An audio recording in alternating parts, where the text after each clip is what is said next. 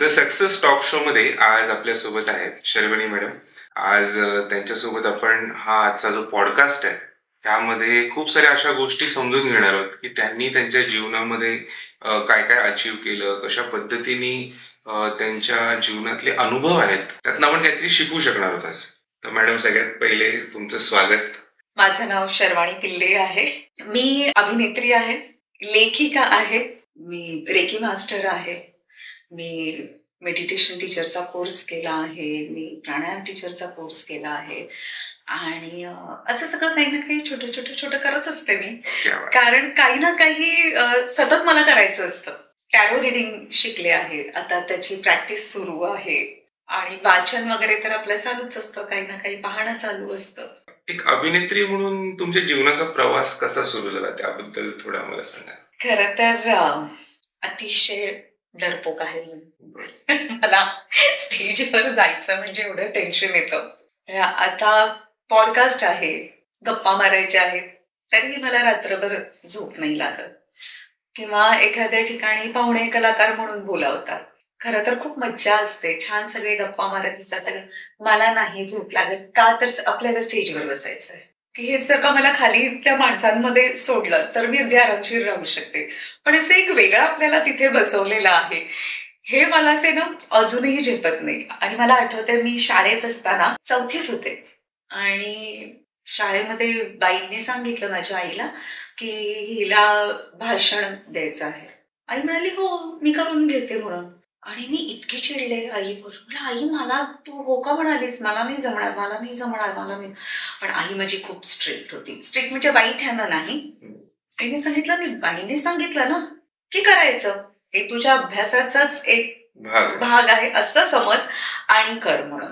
म्हटलं ठीक आहे. बरं आईला 2-4 वेळा तुम्ही नाही म्हणाल, त्याच्यानंतर तर तेव्हाचे पॅरेंट्स ना ते डायरेक्ट टोकाटोकी सुरू व्हायची.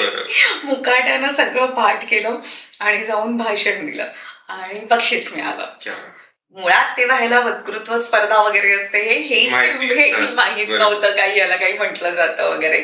त्यानंतर मी असं ठरवलं की मी स्टेजवर कधी जाणार नाही, मला नाही स्टेजवर जायचंय. असं लहान असताना मी खूप गोष्टी सांगायचे, कारण बाबा खूप गोष्टी सांगायचे. मग ते काय आपली पोपटपंची असते ना, मग लहान मुलांमध्ये बसल्यावरती आपण गोष्टी सांगायच्या. तर असं ते सत्यनारायणाची पूजा वगैरे असते, तर तिथे सगळ्यांनी सांगितलं अरे शर्वाणीला एखादी गोष्ट सांगायला, कारण स्पर्धा असतात, काही ना काही सांस्कृतिक कार्यक्रम केले जातात. तर तिथे मला पाठवलं, मी माईक घेऊन उभे राहिले, एवढी माणसं पाहिली आणि मी रडायला लागले, घरी आले. अशा परिस्थितीत मी स्टेजवरती काम करणार म्हणजे, बरं माझा एक असं पिंड असतो ना प्रत्येकाचा, तसा एक माझा आहे, चांगला वाईट मला माहित नाही पण तो आहे, आणि तो म्हणजे दुसऱ्याला मदत करणं. माझी एक मैत्रीण, तिच्या बरोबर मी तिच्या मैत्रिणीकडे गेले होते, तिला ताप आला होता, मी ओळखतही नव्हते तिला, आणि तिला सांगितलं, म्हणजे सविता माझी मैत्रीण, की सविता माझा प्रयोग आहे अगं आणि मी कसं करणार, मला ताप आलाय आणि डॉक्टर मलेरिया टाईप काहीतरी झालं होतं आणि म्हणाले की मी आता रिहर्सलला नाही जाऊ शकत. तर सविता म्हणाली शर्वाणी आहे ना, तिला आवड आहे. म्हटलं आवड आहे तसं शाळेमध्ये ठीक आहे, काहीतरी एखादा पिरियड ऑफ असेल तर इम्प्रोव्हायझेशन करून टाइमपास करणं सगळं ठीक होतं. शर्वाणी करेल म्हणजे, शर्वाणी तू करशील ना. आणि मी म्हटलं की माहित नाही कधी आहे काय आहे अमुक. आणि मला असं झालं अरे हिला बरं नाही आहे आणि स्पर्धेचं नाटक आहे, ते कामगार कल्याण मंडळाचं नाटक होतं, स्पर्धेचं नाटक आहे, तिला बरं नाहीये आणि आपल्याला मदत करायला पाहिजे, असं करून मी हो म्हणाले आणि घरी आले. घरी आल्यावरती आईला सांगितलं आई असं असं आहे आणि मी हो म्हणाले, तर नाटक आहे त्यांचं. तर आई बाबा म्हणाले अगं ते नाटक आहे शर्वाणी, तू हो काय म्हणून आलीस. म्हटलं अगं प्रयोग आहे त्यांचा, होणार कसा. ती रडकुंडीला आली होती आणि सविताने सांगितलं शर्वाणी करेल. आई म्हणेल मग सविताने का नाही, तिने का नाही केलं. मग आईने आपल्या सविताला विचारलं तू का नाही केलं. नाही शर्वाणी करेल ना, तिला आवड आहे म्हणून. मैत्रिणी आपल्याला चांगल्या ओळखतात, याच्यातनं आपल्याला असं समजतं ऍक्च्युली. म्हणजे I am thankful to her की तिने जर का त्यावेळेस स्वतःच डिसिजन घेऊन मला ढकललं नसतं. बरं तिच्याही डोक्यात असं काही आलं नसेल की मी पुढे जाऊन मी काहीतरी असं करेन असं. पण ते ना वय असतं तुमचं, ती ऊर्जा असते तुमच्यात, बरोबर. आणि ते दुसऱ्याला मदत करणं की ठीक आहे. करिअर हे तर डोक्यातच नव्हतं, अभिनय वगैरे काय असतो काय नाही ह्याची जाण नव्हती, आणि सगळी जबाबदारी आईवर आली. मग आई आपली मला रिहर्सलला घेऊन जायची, पाठांतर आईनं करून घेतलं कारण जवळ नाटक अगदी तोंडावर आलं होतं. आणि तेव्हा ते वय असं असतं ना की भयंकर शार्प असतो आपला मेंदू. एकदा वाचलं की पाठ, एकदा मुवमेंट दिली की झालं, सगळं नाटक 3 दिवसामध्ये आपलं रेडी असायच्या. आणि प्रयोग झाला तो, आणि प्रयोग झाला त्याच्यामध्ये मला बक्षीस मिळालं. तर अशी ही सुरुवात होती. त्याच्या मागे काहीही मला ते करायची इच्छा आहे किंवा मला अभिनेत्री, मला पुढे जाऊन काय मला अभिनेत्री व्हायचंय किंवा त्याच्यासाठी तेव्हा तर सिनेमे वगैरे पाहायलाच द्यायचे नाही हो. म्हणजे माझ्या घरचं बॅकग्राऊंडच नव्हतं की सिनेमे पहा, नाटक पहा, कधी मुलांना घेऊन गेलं, असं काही नव्हतंच. पण ते असं झालं देवकृपेनं. ती एक घटना आयुष्यात घडली आणि खूप चांगली माणसं मला ह्या आपल्या फील्डमध्ये भेटली. नक्कीच. त्याच्यामुळे चालू आहे आपलं अजून. खूप छान, खूप छान. सो एक असं म्हणू शकतो आपण की जवळपास अपघातानेच म्हणा किंवा तुमच्या मैत्रिणींनी तुमच्यावर विश्वास ठेवून तुम्हाला त्यात ढकललं आणि पुढे तुम्ही तुमचं करिअर सुद्धा चांगलं बनवलं. पहिला अनुभव नक्कीच घाबरण्याचा किंवा त्या गोष्टीला स्वतः पहिल्यांदा करून बघण्याचा असा होता. पण नंतर तुम्ही त्यात काही प्रशिक्षण वगैरे घेतलं का किंवा कसं तुमची जर्नी झाली? हो, प्रशिक्षण घेतलं कारण माझा या गोष्टीवर विश्वास आहे की तुम्हाला प्रत्येक गोष्टीसाठी प्रशिक्षण पाहिजे. एखादी कला ही उपजत असावी लागते हे तर मान्यच आहे, पण त्याला जर का तुम्ही योग्य दिशा दिली, त्याला प्रशिक्षण दिलं तर ती अजून चांगली होते. म्हणजे मला असं वाटतं की प्रत्येक व्यक्तीला लिहिता वाचता तर येणारच ना, बरोबर, पण जोवर तुम्ही त्याचं प्रशिक्षण घेत नाही तोवर तुम्ही नाही करू शकत या गोष्टी. म्हणजे 1+1=2 ठीक आहे, पण आता जर का तुम्ही करायला गेलं की XY=this डिवायडेड बाय दॅट, तर ते नाही येणार. पण 1+1 हे तर यायलाच पाहिजे ना. बरोबर. तर त्याच्यासाठी तुम्हाला प्रशिक्षण लागतं आणि त्या गोष्टीसाठी प्रशिक्षण लागतं. फक्त तुम्हाला ठरवावं लागतं की मला ते तिथवर पोचायचं आहे का, तर डेफिनेटली तुम्ही ते प्रशिक्षण घ्या किंवा मग तुम्ही ह्या घ्या. मी जेव्हा कामगार कल्याणचं जे नाटक केलं तिथे एक व्यक्ती होती, तर त्यांनी मला विचारलं, तेव्हा तुम्ही जवळपास कॉलेजमध्ये वगैरे होते? मी 11वीत होते. तर मग त्यांनी मला विचारलं की तुला खरंच काही शिकायचं आहे का, आणि मग मला थोडं इंटरेस्ट वाटला. मी म्हटलं हो चालेल आपण करूया. मग वामन केंद्रेचं वर्कशॉप होतं. वामन सर अतिशय सुंदर मार्गदर्शन करतात आणि मग मी वामन केंद्रेचं वर्कशॉप जॉईन केलं, तिथे प्रशिक्षण घेतलं. मग वामन केंद्रेमुळे NCPA ची ओळख झाली, मग तिकडे विजया मेहतांची ओळख झाली, मग त्या वर्कशॉप घ्यायच्या, मग तिथे त्यांचं मार्गदर्शन मिळालं. मग मॅक्स म्युलर भवनला वर्कशॉप्स व्हायचे. तुम्ही कुठल्या कंपनीत आहात, कोण तुम्हाला साथ देतंय किंवा कुणाबरोबर तुम्ही राहता हे खूप मॅटर करतं. नक्कीच. त्याच्यामुळे इतक्या चांगल्या लोकांमध्ये सुरुवात झाली माझी की हे सगळे वर्कशॉप्स करा आणि त्यातनं काहीतरी शिका. इम्प्रोव्हायझेशन्स असतात, म्हणजे चालण्याला फुटवर्क म्हणतात, हेही माहित नव्हतं. तुम्हाला काही टेक्निकल लँग्वेजही कळावी लागते की पोस्चर म्हणजे काय, जेस्चर म्हणजे काय, हे काहीच माहित नसतं. की अभिनय करताना हातवारे, बऱ्याचदा सगळ्या कलाकारांचं असं होतं की डायलॉग आलेत की ठीक आहे तुमचे हातवारे होतातच बोलताना, पण जेव्हा तुम्ही नुसते उभे आहात तेव्हा करायचं काय हातांचं. इंटरेस्टिंग, खूप इंटरेस्टिंग आहे, खूप इंटरेस्टिंग. म्हणजे मला तरी असं दरवेळेस जाणवतं की जर का 5-6 कलाकार एकाच शॉटमध्ये असतील तर असं लक्षात येतं की कोणी साडी पकडली आहे, कुणी असं उभं आहे, कुणी कशाचा तरी आधार घेतलाय, की आपल्याला इथलं काही करायचं नाहीये. कारण मग ना ते टीव्हीवर सगळ्यांना पाहताना कसं दिसतं, अरे हे सगळेजण असेच का उभे आहेत. इतकं छोटं काम असतं आणि एक ऑडियन्स म्हणून ते त्यांच्या नजरेत येतं. हल्लीच ऑडियन्स आणि इतकं शार्प आहे ना की ते अगदी त्यांच्या लक्षात येतं. म्हणजे इतकं छोटं ते सगळं वर्कशॉप मध्ये शिकवलं जातं. त्याच्यामुळे मला असं वाटतं की कितीही उपजत अभिनय तुम्हाला येत असेल तर ते एकदा अटेंड करावं की कळतं की छोट्या गोष्टी काय असतात ते. आपण म्हणतो की फिल्म कला या सर्व गोष्टींमध्ये सुद्धा प्रशिक्षणाची खूप गरज आहे आणि नेहमी ते करत राहणं म्हणजे अपडेट करणं स्वतःला ते सुद्धा खूप महत्वाचं आहे. हो, फार गरजेचं आहे. म्हणजे फार मोठे मोठे कलाकार अजूनही वर्कशॉप्स करतात.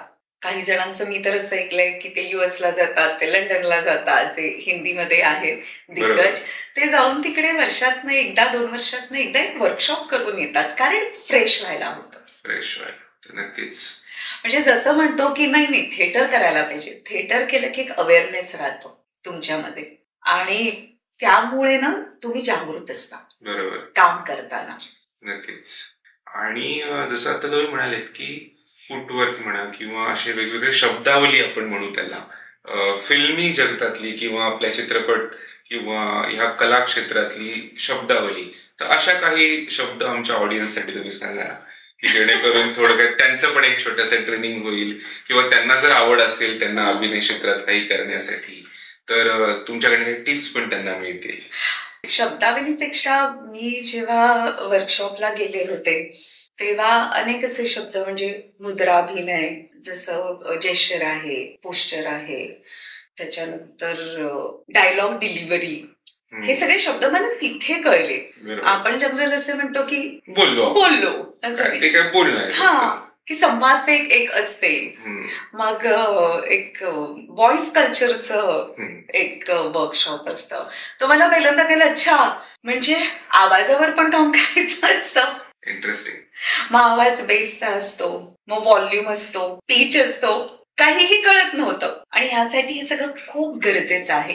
म्हणजे मला आठवतंय की मी बरीच वर्ष आवाज वाढव असं म्हटलं की माझा पीच वाढायचा.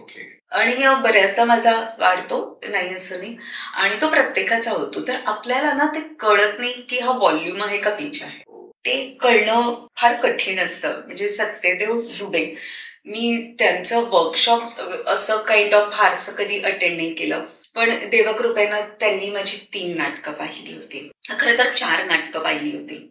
की मी जसं म्हणाले की मी NCPA पर्यंत पोहोचले, मी वर्कशॉप्स करत होते. तर तिकडे फ्रिट्स बेनिविट्स नावाचे जर्मन डिरेक्टर होते आणि त्यांनी फाउस्ट या नाटकासाठी मला कास्ट केलं होतं. आणि तेही मला करायचं नव्हतं, कारण कळतच नव्हतं की आपल्याला काय करायचंय हे माहित नाही. आणि मुळात आपलं बॅकग्राऊंड ते नाही, घरामध्ये तसं काही कल्चर नाही. आणि विजयाबाईंनी मला खूप फोर्स केलं की नाही शर्वाणी, हे तुला करायलाच पाहिजे. आणि फ्रिट्स ऐकणार नाही, त्याने सांगितलं ना हे तुला करायला पाहिजे.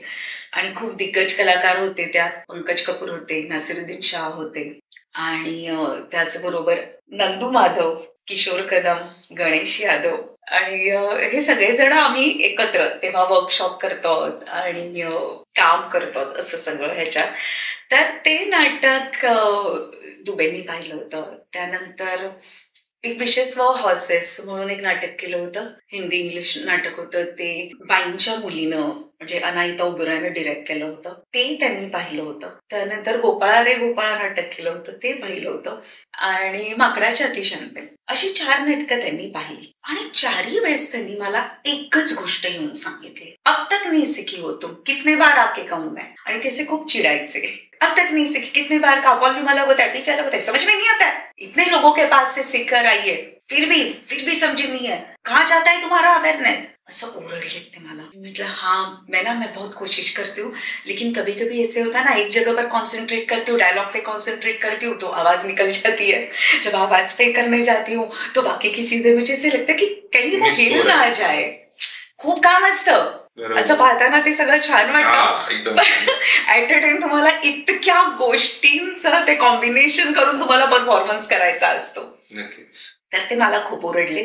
आणि दरवेळेस मी त्यासाठी खूप कॉन्शियस असते. व्हॉल्यूम वाढवायला सांगितला, हा व्हॉल्यूम तर वाढला माझा, पण हा व्हॉल्यूम जर का मी असा वाढवला तर तो पिच वाढतो ना. बरोबर. अशा गोष्टी असतात की त्याच्यावरती आम्हाला सगळ्या कलाकारांना लक्ष द्यावं लागतं, काम करावं लागतं. बरोबर. आणि असं म्हणतात की जे असे हाडाचे गुरु असतात किंवा जे असे पट्टीचे एकदम शिष्याला तयार करणारे गुरु असतात ना, त्यांचा चिडचिड होते. आणि ते चिडचिड आपल्यासाठी एवढी महत्वाची असते की त्याच्यानेच कदाचित आपण घडत असतो. त्यामुळेच घडतो. खरं तर मी अशी आहे ना, माझ्यासमोर कोणी आरडाओरडा केला, कोणी चिडलं की मी अजून बुजून जाते. मला खुलताच येत नाही, म्हणजे मी परफॉर्म करूच शकणार नाही असं काही झालं तर. पण परत एक पण येतो की कलाकाराला काहीही झालं, काहीही तरी तुम्हाला परफॉर्म करावंच लागतं. म्हणजे तुम्हाला शारीरिक आजार असेल, तुम्हाला मानसिक ताण असेल किंवा काही घडलं तर त्याचा काय संबंध आहे? तुम्ही नसताच ना, तुम्ही ते कॅरेक्टर प्ले करत असता आणि त्या कॅरेक्टरच्या आयुष्यात जे काही चालू आहे ना ते तुम्हाला प्रेझेंट करायचं असतं. त्याच्यामुळे तुमच्याकडे ऑप्शन नाहीये. तर हे मी इथे शिकले की जे माझं व्हायचं असं, म्हणजे अजूनही माझं असं होऊ शकतं, आता बऱ्यापैकी कमी झालं आहे. पण माझ्यासमोर कोणाचा आरडाओरडा झाला, कोणी डॉमिनेशन सुरू केलं, काही झालं की मी बुजून जायचे. मला नाही जमायचं करायला. एक अनुभव सांगते की मी माकडाच्या हाती शॅम्पेनची रिहर्सल चालू होती. आधी ऑडिशन झालं. 4 दिवस गिरीश जोशींनी रिहर्सल घेतली, म्हणजे 2 दिवस रिडिंग झालं. मग सांगितलं की नाही, आपण 2-4 सीन बसवूया. आम्ही ते केलं आणि मग आम्ही प्रत्येकजण आपापल्या घरी गेलो. मी मुंबईत राहते, आमच्या रिहर्सल्स पुण्यात होत होत्या सुदर्शन हॉलला, आणि मला सांगितलं तुला कळवतो जे काही असेल ते. म्हटलं ठीक आहे. एक्सपेरिमेंटल होतं तेव्हा, मी कमर्शियल करत होते पण एक्सपेरिमेंटल करायचं होतं की जसं मी म्हटलं ना की तिथे काहीतरी ग्रोथ होते तुमची. विषय वेगळा असतो, सगळ्याच गोष्टी वेगळ्या, अनुभव येतो आपल्याला. परत त्याने बोलावलं. मी खूप खुश झाले की चला आपलं सिलेक्शन झालंय, आपण काम करायचं असं. मला आठवतंय खूप अशी मोठी सोलोलॉकी वगैरे होती. खूप अतिशय सुंदर लिखाण त्या नाटकाचं. डॉक्टर विवेक बेळ पाठ करून यायला सांगितलं. तुम्ही कुठलाही शब्द इकडचा तिकडे करू शकत नाही. बेळ्यांच्या नाटकात काम करायचं असेल तर त्यांनी जसं लिहिलंय तसंच्या तसंच संवाद फेक व्हायला पाहिजे. मी आपलं पाठ केलं आणि रिहर्सल चालू आहे, साधी रिहर्सल, बांधणी चालू आहे, आणि एक वाक्य माझं इकडचं तिथे झालं. तर गिरीशने सांगितलं थांब बाबा. का रिहर्सल का थांबायची? एक वाक्य झालं ना सर मी घेते ना, म्हणजे आता गिरीश म्हणते तेव्हा मी सर म्हणायचं, सर ठीक आहे, एक वाक्य झालं ना मी घेते परत. नाही म्हणाला तर पूर्ण झाल्याशिवाय यायचं नाही. मला इतकं टेन्शन आलं, माझी रडारड सुरू झाली. गेले कोपऱ्यात मुकाट्यानं 4 वाचलं, आले परत, झालं. त्यानंतर त्याच्यात एक वाक्य होतं, चाकू तुझ्यावर आता क आलाय. तर मी आपलं नॉर्मल घेतलं. गिरीश म्हणाला नाही शर्माण, मला हे नको, तू ना कसं आळस देत ते वाक्य घे. तर मी कॉन्शियस झाले, म्हणजे काय कसं दिसेल स्टेजवर, मी सांगतोय ना करायचं. मग गिरीश उठला आणि गिरीशने मला ते करून दाखवलं. असं करून तो पाय असा ठेव आणि तुझ्यावर एवढं कर. आणि मला इतकं टेन्शन, हे असं कसं स्टेजवर करायचं, केसा अंगडाई विंगडाई घेऊन हाताचा ठेवून वगैरे केलं. कलाकार आहे, तुम्हाला करावं लागतं. केलं हे सगळं. आणि कशा गोष्टी असतात तुम्हाला त्या क्षणी ते कळत नाही, पण दिग्दर्शकाला करेक्ट माहित असतं की त्यातनं काय आउटपुट येणार आणि हे कॅरेक्टर काय करेल. तुम्ही फक्त तुमच्याच कॅरेक्टरचा अभ्यास करता जेव्हा तुम्ही कलाकार असता, पण जेव्हा तुम्ही दिग्दर्शक असता, जेव्हा तुम्ही लेखक असता, तेव्हा तुम्हाला सगळ्या कॅरेक्टरचा अभ्यास करावा लागतो आणि त्या सगळ्यांना न्याय द्यावा लागतो, जेणेकरून ऑडियन्सला त्याचा इम्पॅक्ट जो आहे तो सगळ्यांचा, पण म्हणू शकतो सिनर्जीच म्हणू शकतो आपण या गोष्टीला. अगदी. आणि मग मी पुण्याला चालले होते, काय ते शिवनेरीनं जाणार होते, दादरला उभे होते. तर एक बाई आल्या आणि भेटल्या आणि मला म्हणाल्या, शर्वाणी ना ग तू? म्हटलं हो. मी खुश झाले, आपल्याला नावाने कोणीतरी ओळखलं, नाही तर कॅरेक्टरने.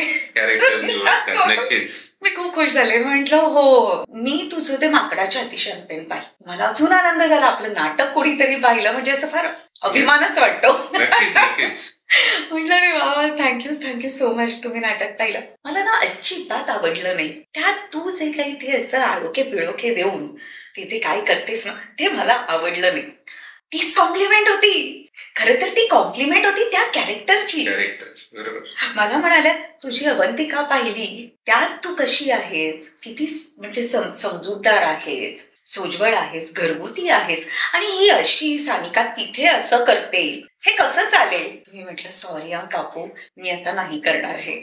आणि मी गप्प बसले. आणि हे जाऊन मी सांगितलं, मी गिरीशला म्हटलं, गिरीश यू आर ग्रेट यार, काय कॉम्प्लिमेंट आहे ही. म्हणजे ही 2 कॅरेक्टर भिन्न आहेत, त्या एका ह्याच्यातून आलं ना, नाहीतर मी पुन्हा 30 दिसले असते तिथे. इतक्या छोट्या छोट्या ज्या गोष्टी असतात ना त्या इतक्या अमेझिंग असतात. नक्कीच, कारण ऑडियन्सनी दोन्ही भूमिकेत तुम्हाला बघितलंय आणि त्यांना ते डिफरन्शिएट करू शकतायत. म्हणजे तुमच्या अभिनयामध्ये ती गोष्ट आली आहे, हेच अनुभवच कदाचित तुम्हाला छान असतो. आणि हे सगळं दिग्दर्शकाला क्रेडिट असतं. मी नेहमी म्हणते की मी दिग्दर्शकाची ऍक्ट्रेस आहे आणि तसंच असावं. कलाकारांनी तसंच असावं. स्वतःच काही घेऊन येण्यापेक्षा तो जो सांगेल ना ते करा. ऑब्व्हियस तुमच्या काही गोष्टी तुमचं वर्किंग पाहिजेच, पण त्यांनी सांगितलेल्या गोष्टी तुम्ही केल्यात ना तर डेफिनेटली त्यातनं काहीतरी एक वेगळी व्यक्तिरेखा उभी राहते. आणि कदाचित तुमचा सुद्धा आता अनुभव कलाकारापासून लेखक असा दिग्दर्शक नाही, दिग्दर्शन तर नाही केलं. दिग्दर्शनामध्ये अजून काही असं वाटत नाही मी आता काही करेन असं. पण लेखन केलं आहे. 4 सिनेमांचे स्क्रीन प्ले लिहिले आहे, कथा केली आहे आणि खूप छान अनुभव आहे तो. पण जसं मी म्हणाले की लेखक म्हटल्यावरती ना काम जास्तीच असतं. त्याबद्दल थोडं सांगा ना आम्हाला, की म्हणजे तुम्हाला काय सुचलं आणि कसं सुचलं, किंवा त्याच्या मागे तुमची ऍज अ लेखक म्हणून काय तुम्ही भूमिका त्यामध्ये सांगाल? खरं सांगू का, लेखक हा खरं तर खूप मोठा शब्द आहे, पण तिथे तर मी नक्कीच पोहोचले नाहीये. लिहितो आपण सगळेच, बरोबर, नक्कीच सगळेच लिहितात. त्याच्यामुळे फक्त जसं मी म्हणाले की ते त्याला भावलं पाहिजे असं. आणि त्याला शास्त्राचा आधार असेल. शास्त्रयुक्त तुम्ही एखादी गोष्ट केली किती वेगळी होते, नाहीतर तुम्ही कॉमन राहता, असं असतं ते. तर एकदा जेव्हा म्हणजे सौ शशी देवधर ह्या फिल्मचा स्क्रीन प्ले लिहायची संधी मिळाली तेव्हा असं क्षणभर वाटलं की अरे आपण काय करूया, आपण लिहायचं का. तुम्ही सिरियल करत असताना तुम्हाला स्क्रीन प्ले म्हणजे काय ह्याची माहिती मिळाली असते, जे मला अभिनयाच्या वर्कशॉपमध्ये स्क्रीन प्लेची माहिती मिळाली नव्हती. स्क्रीन प्लेची माहिती हे काम करत करत शिकतच मिळत गेली की तो एक फ्लो असतो आणि मुळात ती गोष्ट कशा पद्धतीनं ऑडियन्स समोर मांडावी हे प्रत्येकाची कल्पना वेगळी असते. तर जेव्हा मी आणि माझे को रायटर सुश्रुत भागवत यांनी आम्ही जेव्हा तो स्क्रीन प्ले लिहिला होता तर त्यावेळेस आम्हाला झीचं नॉमिनेशन होतं. तर तिकडनं ते इन्स्पिरेशन मिळणं आणि मग पुढे ते काम चालू ठेवणं, असं की मी हेच म्हणते की तुम्हाला सगळेजण असं म्हणतात की अवॉर्ड मिळाल्यावर कसं वाटतं, ते गरजेचं आहे का. अवॉर्ड मिळाल्यावर सगळ्यांना छान वाटतं. अवॉर्ड गरजेचं आहे का, तर आहे. आणि तसं म्हटलं तर नाही, पण अवॉर्ड नाही मिळालं म्हणून कोणीच कुठे थांबत नाही. पण एखादं नॉमिनेशन होणं, एखादं अवॉर्ड मिळणं हे तुम्हाला तुम्ही केलेल्या कामाची एक पावती आहे. नक्कीच नक्कीच ते कौतुक आहे आणि ते तुमच्या मदतीला येतं असं मला वाटतं. बरोबर. आणि असं म्हणतात की आपलं यश बघून इतर अनेक लोक प्रेरित होतात आणि त्या प्रोसेस मधनं आपण स्वतःला अजून डेव्हलप करत जातो. कारण आपल्याला वाटतं की आपल्याला युनिव्हर्सनी अशी एनर्जी दिली आहे, जी एनर्जी आपण अजून लोकांपर्यंत ट्रान्समिट करू शकतो. एक लेखिका म्हणून जसं तुम्ही म्हणाले की मनाला भावणारा लेखक होणं ही कदाचित ती प्रोसेस मधली अनुभवांची शिदोरी आहे. तर त्याबद्दल थोडक्यात सांगा ना, तुमचा अनुभव आम्हाला ऐकायचा आहे की कशातनं तुम्ही अजून इन्स्पायर झालात, किंवा अशी कोणती गोष्ट जी मनाला तुमच्या अशी टच झाली आणि असं वाटलं की आपण ह्याच्यावर काहीतरी काम करावं. खरं तर ना मी जेव्हा अवंतिका करत होते तेव्हा आम्ही ना स्मिताताईच्या फ्लॅटवर राहायचो पुण्यामध्ये. आणि ना तिथे अशा बऱ्याच गोष्टी रुजल्या गेल्या की संजय काका असायचे, संजय सोडकर आमच्या बरोबर असायचे, स्मिताताई असायचे, अनेक कलाकार तिथे आम्ही असायचो. त्यांच्या डिस्कशन्स व्हायचे आणि रोज त्यांच्या डिस्कशन व्हायचं की गोष्ट कशी पुढे घडवायची आहे किंवा काय करायचं आहे. मग हा ट्रॅक असा नेला तर कसं होईल, तो ट्रॅक तसा गेला तर कसं होईल. मग आता एखादा कलाकार नाहीये, मग आपण जरा हे इथे वळवूया का, मग आपण ते करूया का. हे मी इतक्या गोष्टी त्यांच्याकडनं ऐकल्या आणि ते ना एक असं रुजतं ना, आपण कंटिन्युअस इम्प्रुव्हमेंट ज्याला म्हणतो त्या अनुभवात ते असं रुजत जाणं तुमच्यामध्ये. नंतर प्रलमयेकरांचं काळोखाच्या सावल्या नाटक केलं होतं. लहान होते तेव्हा मी, अशीच 11वीत वगैरे होते आणि तिकडे प्रलम बरोबर खूप छान गप्पा व्हायच्या अतिशय हुशार व्यक्तिमत्व, लेखन त्यांचं इतकं सुंदर. मी तेच म्हणते, लेखक ह्यांना म्हणायचं, हे खरे लेखक सगळे. तर प्रलय इतकं छान छान गोष्टी सांगायच्या आणि मला असं वाटायचं की यांनी कसं लिहिलं असेल, हे कसं केलं असेल. कारण जेव्हा तुम्ही लिखाण करता ना तेव्हा तुम्हाला अनुभव लागतो, मग तो स्वानुभवच असायला पाहिजे असं नाहीये की एखादी गोष्ट, घटना कोणाच्या आयुष्यात वाईट घडलेली मी लिहून काढली याचा अर्थ तो माझा अनुभव आहे असं नाहीये. तो कोणाचा तरी आहे, पण कोणीतरी तुमच्या बरोबर तो शेअर केलाय किंवा तुम्ही तो कुठेतरी वाचलाय आणि तुम्ही ते फील केलं आहे. मी अनुभव नाही म्हणत, पण ते फील केलं आहे की अरे तेव्हा हे असं झालं तर काय होईल आणि मग काय काय काय काय घडू शकतं, हे प्रत्येकाच्या डोक्यात येतं.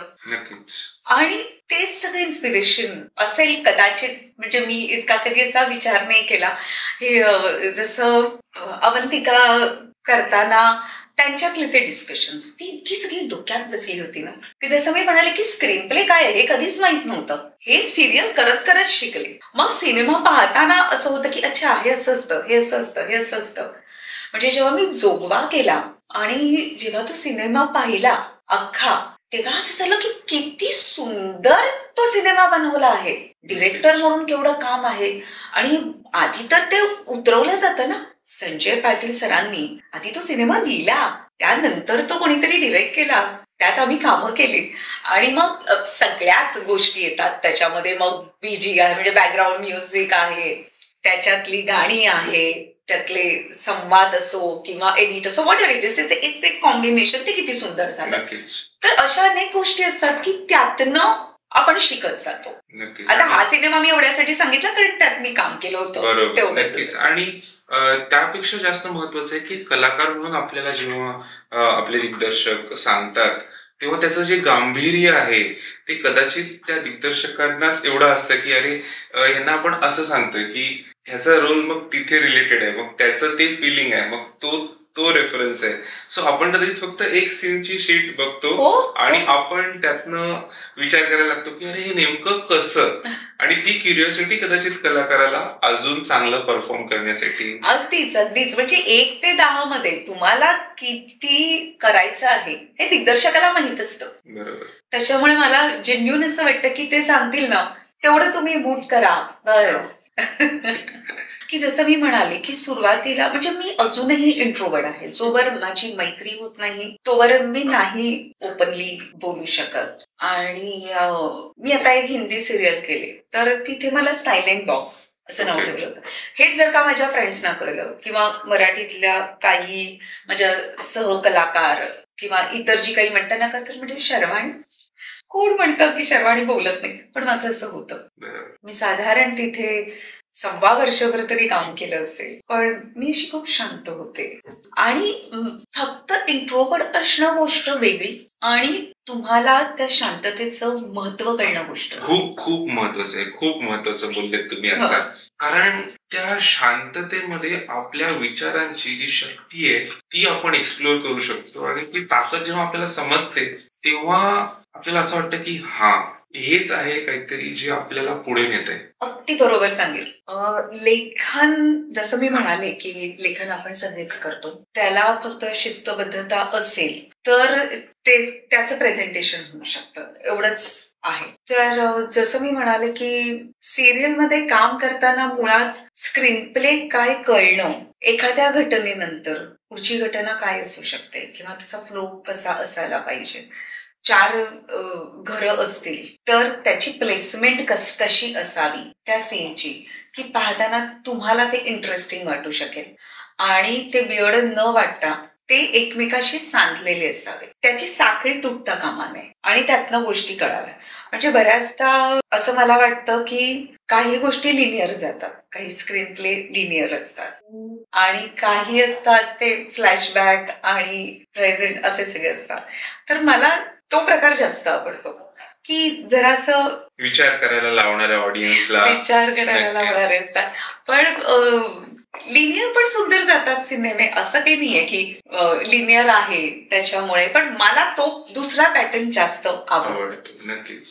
असं म्हणतात की कलाकार जेव्हा आपली कलाकृती सादर करतो किंवा ती कलाकृती तयार करतो तर त्यावेळेला त्याच्या मनातले विचार त्या कलाकृतीमध्ये येतात. आणि विचार म्हणजे नेमकं आपलं मन.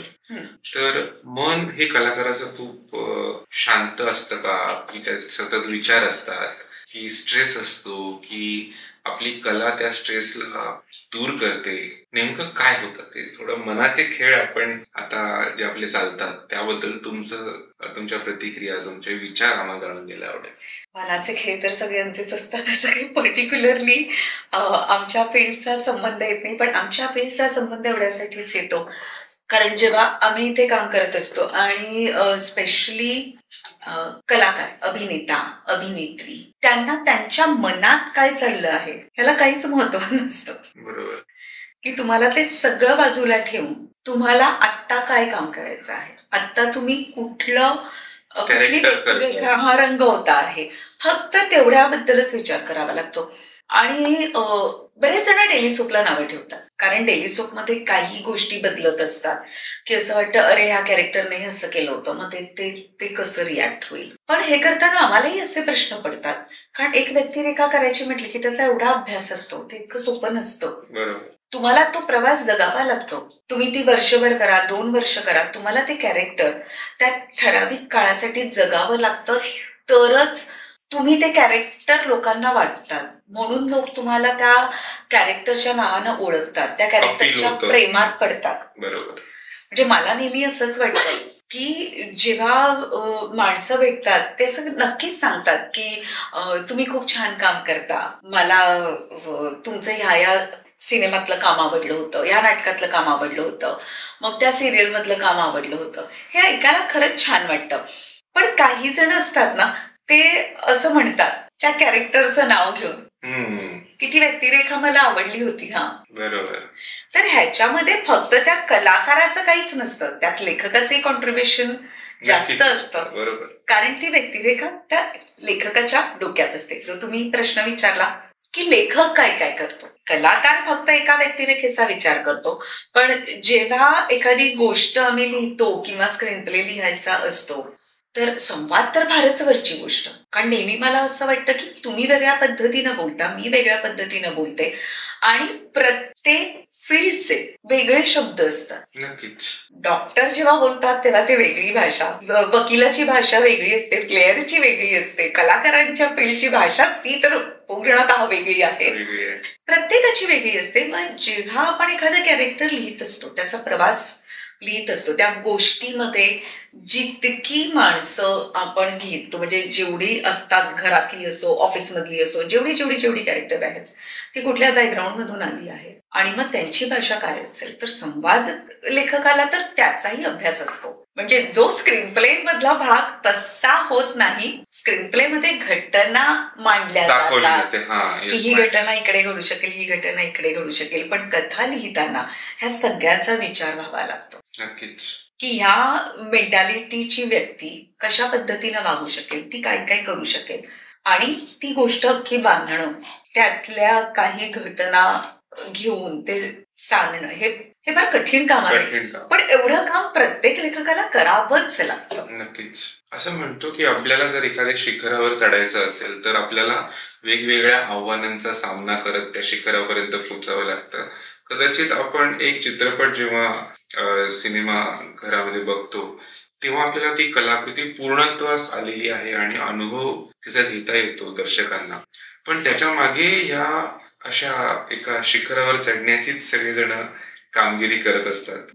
कोणी लाईट्स करतं, कोणी ऑडिओ करतं, कोणी व्हिडिओ करतं, कोणी त्याची जी मांडणी आहे, फाउंडेशन आहे, कथा, पटकथा, मग त्याचं संपूर्ण संवाद, मग ते संवाद कशा पद्धतीने डिरेक्ट करायचे, आपले दिग्दर्शन, म्हणजे या सगळ्या टीमचा त्या चित्रपटामध्ये सहभाग असतो आणि त्यातल्या बऱ्याचशा भूमिका तुम्ही सुद्धा निभावल्यात. पण असं वाटतं का की जेव्हा आपण आपला पर्सनल वेळ असतो किंवा आपला स्वतःचा मी टाइम ज्याला आपण म्हणतो, त्या मी टाइम मध्ये तुम्ही स्वतःला कसं बिझी ठेवता किंवा कसं स्वतःला तो वेळ देऊ शकता? मी टाइम तर पाहिजेच, तो फार गरजेचा आहे. एकतर बाकी कसं होतं ना की मी टाइम मध्ये स्वतःला वेळ देण्यापेक्षा आधी घरातल्यांना वेळ देणं होतं. मे बी ते संस्कार असतील, आपल्या आईला असं पाहिलं असतं. अजूनही ती कॉन्सेप्ट तशी रुजली नाहीये की घरात सगळे असताना मी टाइम म्हणून एक रूम बंद करून घ्या आणि आपण फक्त स्वतः पुरती वेळ काढा असा. पण मी टाइम मध्ये मी नक्की असं सांगते की घरातल्यांना वेळ देणं खूप होतं. माझं मित्रमैत्रिणींना वेळ देणं होत नाही म्हणजे मी मनापासून त्यांची माफी मागते. कदाचित तुमच्या मित्रमैत्रिणींनीच तुम्हाला या करिअर मध्ये ढकललंय ऍक्च्युली, असं म्हणायला नाही. पण अजूनही सगळे कॉन्टॅक्ट मध्ये आहे आणि समजून घेणारे तेच तर मित्रमैत्रिणी असतात ना. नक्कीच. की मी नाही केला 6 महिने फोन तरी 6 महिन्यानंतर माझ्यावर दच चिडणारेच असतील ना, ते खरे मित्रमैत्रिणी. की काय सगळं व्यवस्थित आहे ना, हो ओके चल बाय बोलू नंतर, संपलं. पण तो जो मी टाइम नसतो तो मी पूर्णतः घरात देते. म्हणजे माझ्या शेजारच्यांना कळतही नाही की मी घरात आहे का नाही. बरेच जण असं म्हणतात की अरे पाहिलंच नाही काय, नाही मी 4 दिवस झाले मी घरातच आहे असं. दुसरी गोष्ट म्हणजे त्या मी टाइम मध्ये मी हे नक्की पाहते की व्यायाम करणं, प्राणायाम करणं. जर का खाण्याच्या बाबतीत म्हणाला तर असं काही मी डाएट नाही करत, पण मी जे खाते तेच माझं डाएट असतं. जे आहे ते व्यवस्थित खावं. आणि पहिली गोष्ट मी एक पाळते की मी वडापाव जरी खाल्ला तरी मी हेच म्हणते की हा मस्त वाटलंय, कारण तो मला आवडतो. मी नावं नाही ठेवत, अरे देवा आता मैदा जाणार, अरे देवा आता ते हे आहे, आता ते कॅलरीज वाढणार, तो कुठून तरी तळून आलाय, ते तेल कसं असेल. नका ना इतके चिकित्सक हो, आपण रोज खात नाही आहोत ना. हे वाईटच आहे, मी असं म्हणतच नाही की वडापाव खाणं ही उत्तम गोष्ट आहे. पण काय करू, माझा जन्म महाराष्ट्रातला आहे, मी वरळीत राहिली आहे आणि वडापाव आवडणारच. म्हणजे महाराष्ट्रात राहणाऱ्या व्यक्तीला वडापाव नाही आवडला तर कसं चालेल. तर मी तो खाताना पण तितक्याच प्रेमाने खाते. मी पाणीपुरी पण तितक्याच रिस्पेक्टने तितक्याच प्रेमाने खाते. शेवपुरी पण तितक्याच रिस्पेक्ट आणि प्रेमाने खाते. फक्त मला असं म्हणायचं की म्हणजे सुट्टी असल्यावर काय करते तर हे मी खाते हा सगळं. सेटवर आलेलं खात नाही.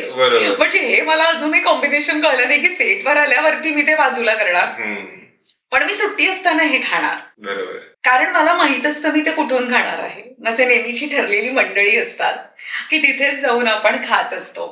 तर सुट्टीच्या दिवसात तर मी हे सगळं करते. त्याच्याबरोबर ह्या सगळ्याही गोष्टी करत असते.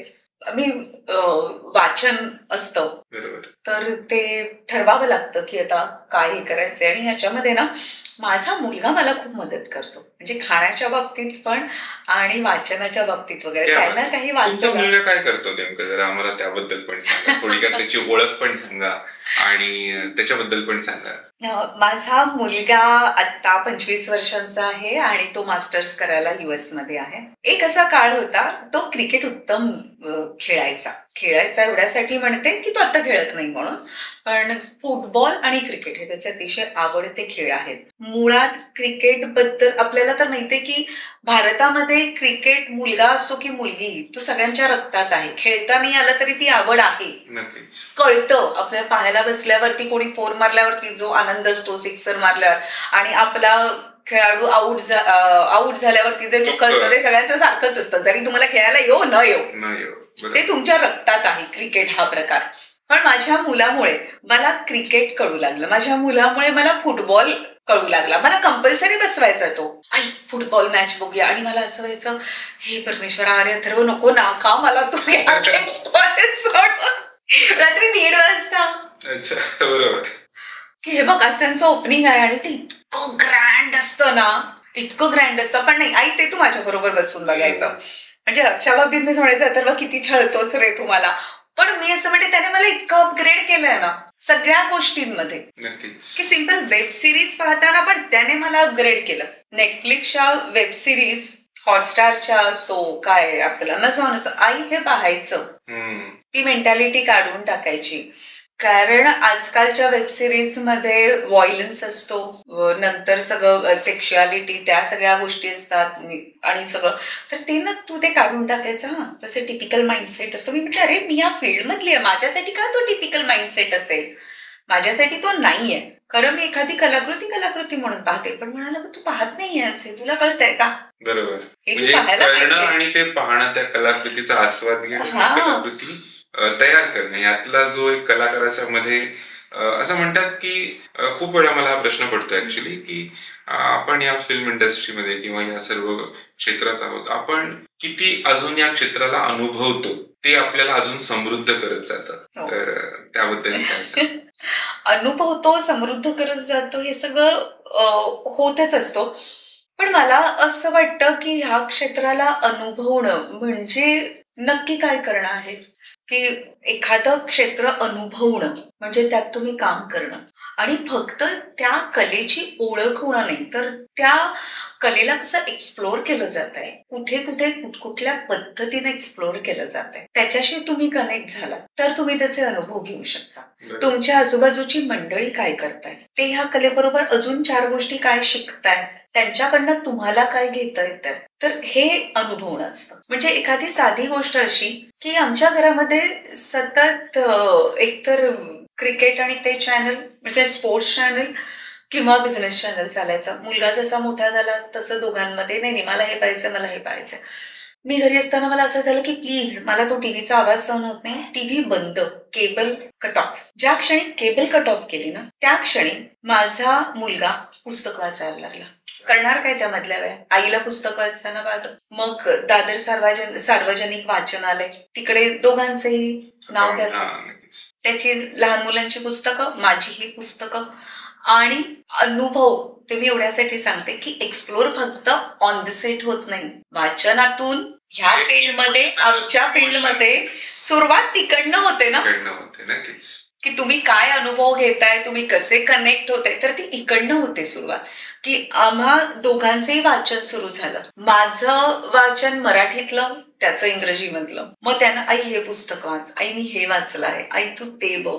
हे जे आम्हा दोघांचं गिव्ह अँड टेक आहे ते इतकं सुंदर आहे. तर अशा पद्धतीनं मला असं वाटतं की ह्या फील्डमध्ये अनेक अनुभव घेणं आणि ते समजून घेणं, म्हणजे एखाद्या कलाकृतीचा अनुभव घ्यायला तुम्ही त्यात काम करायलाच पाहिजे असं नसतं, असं मला तरी वाटतं. नक्कीच.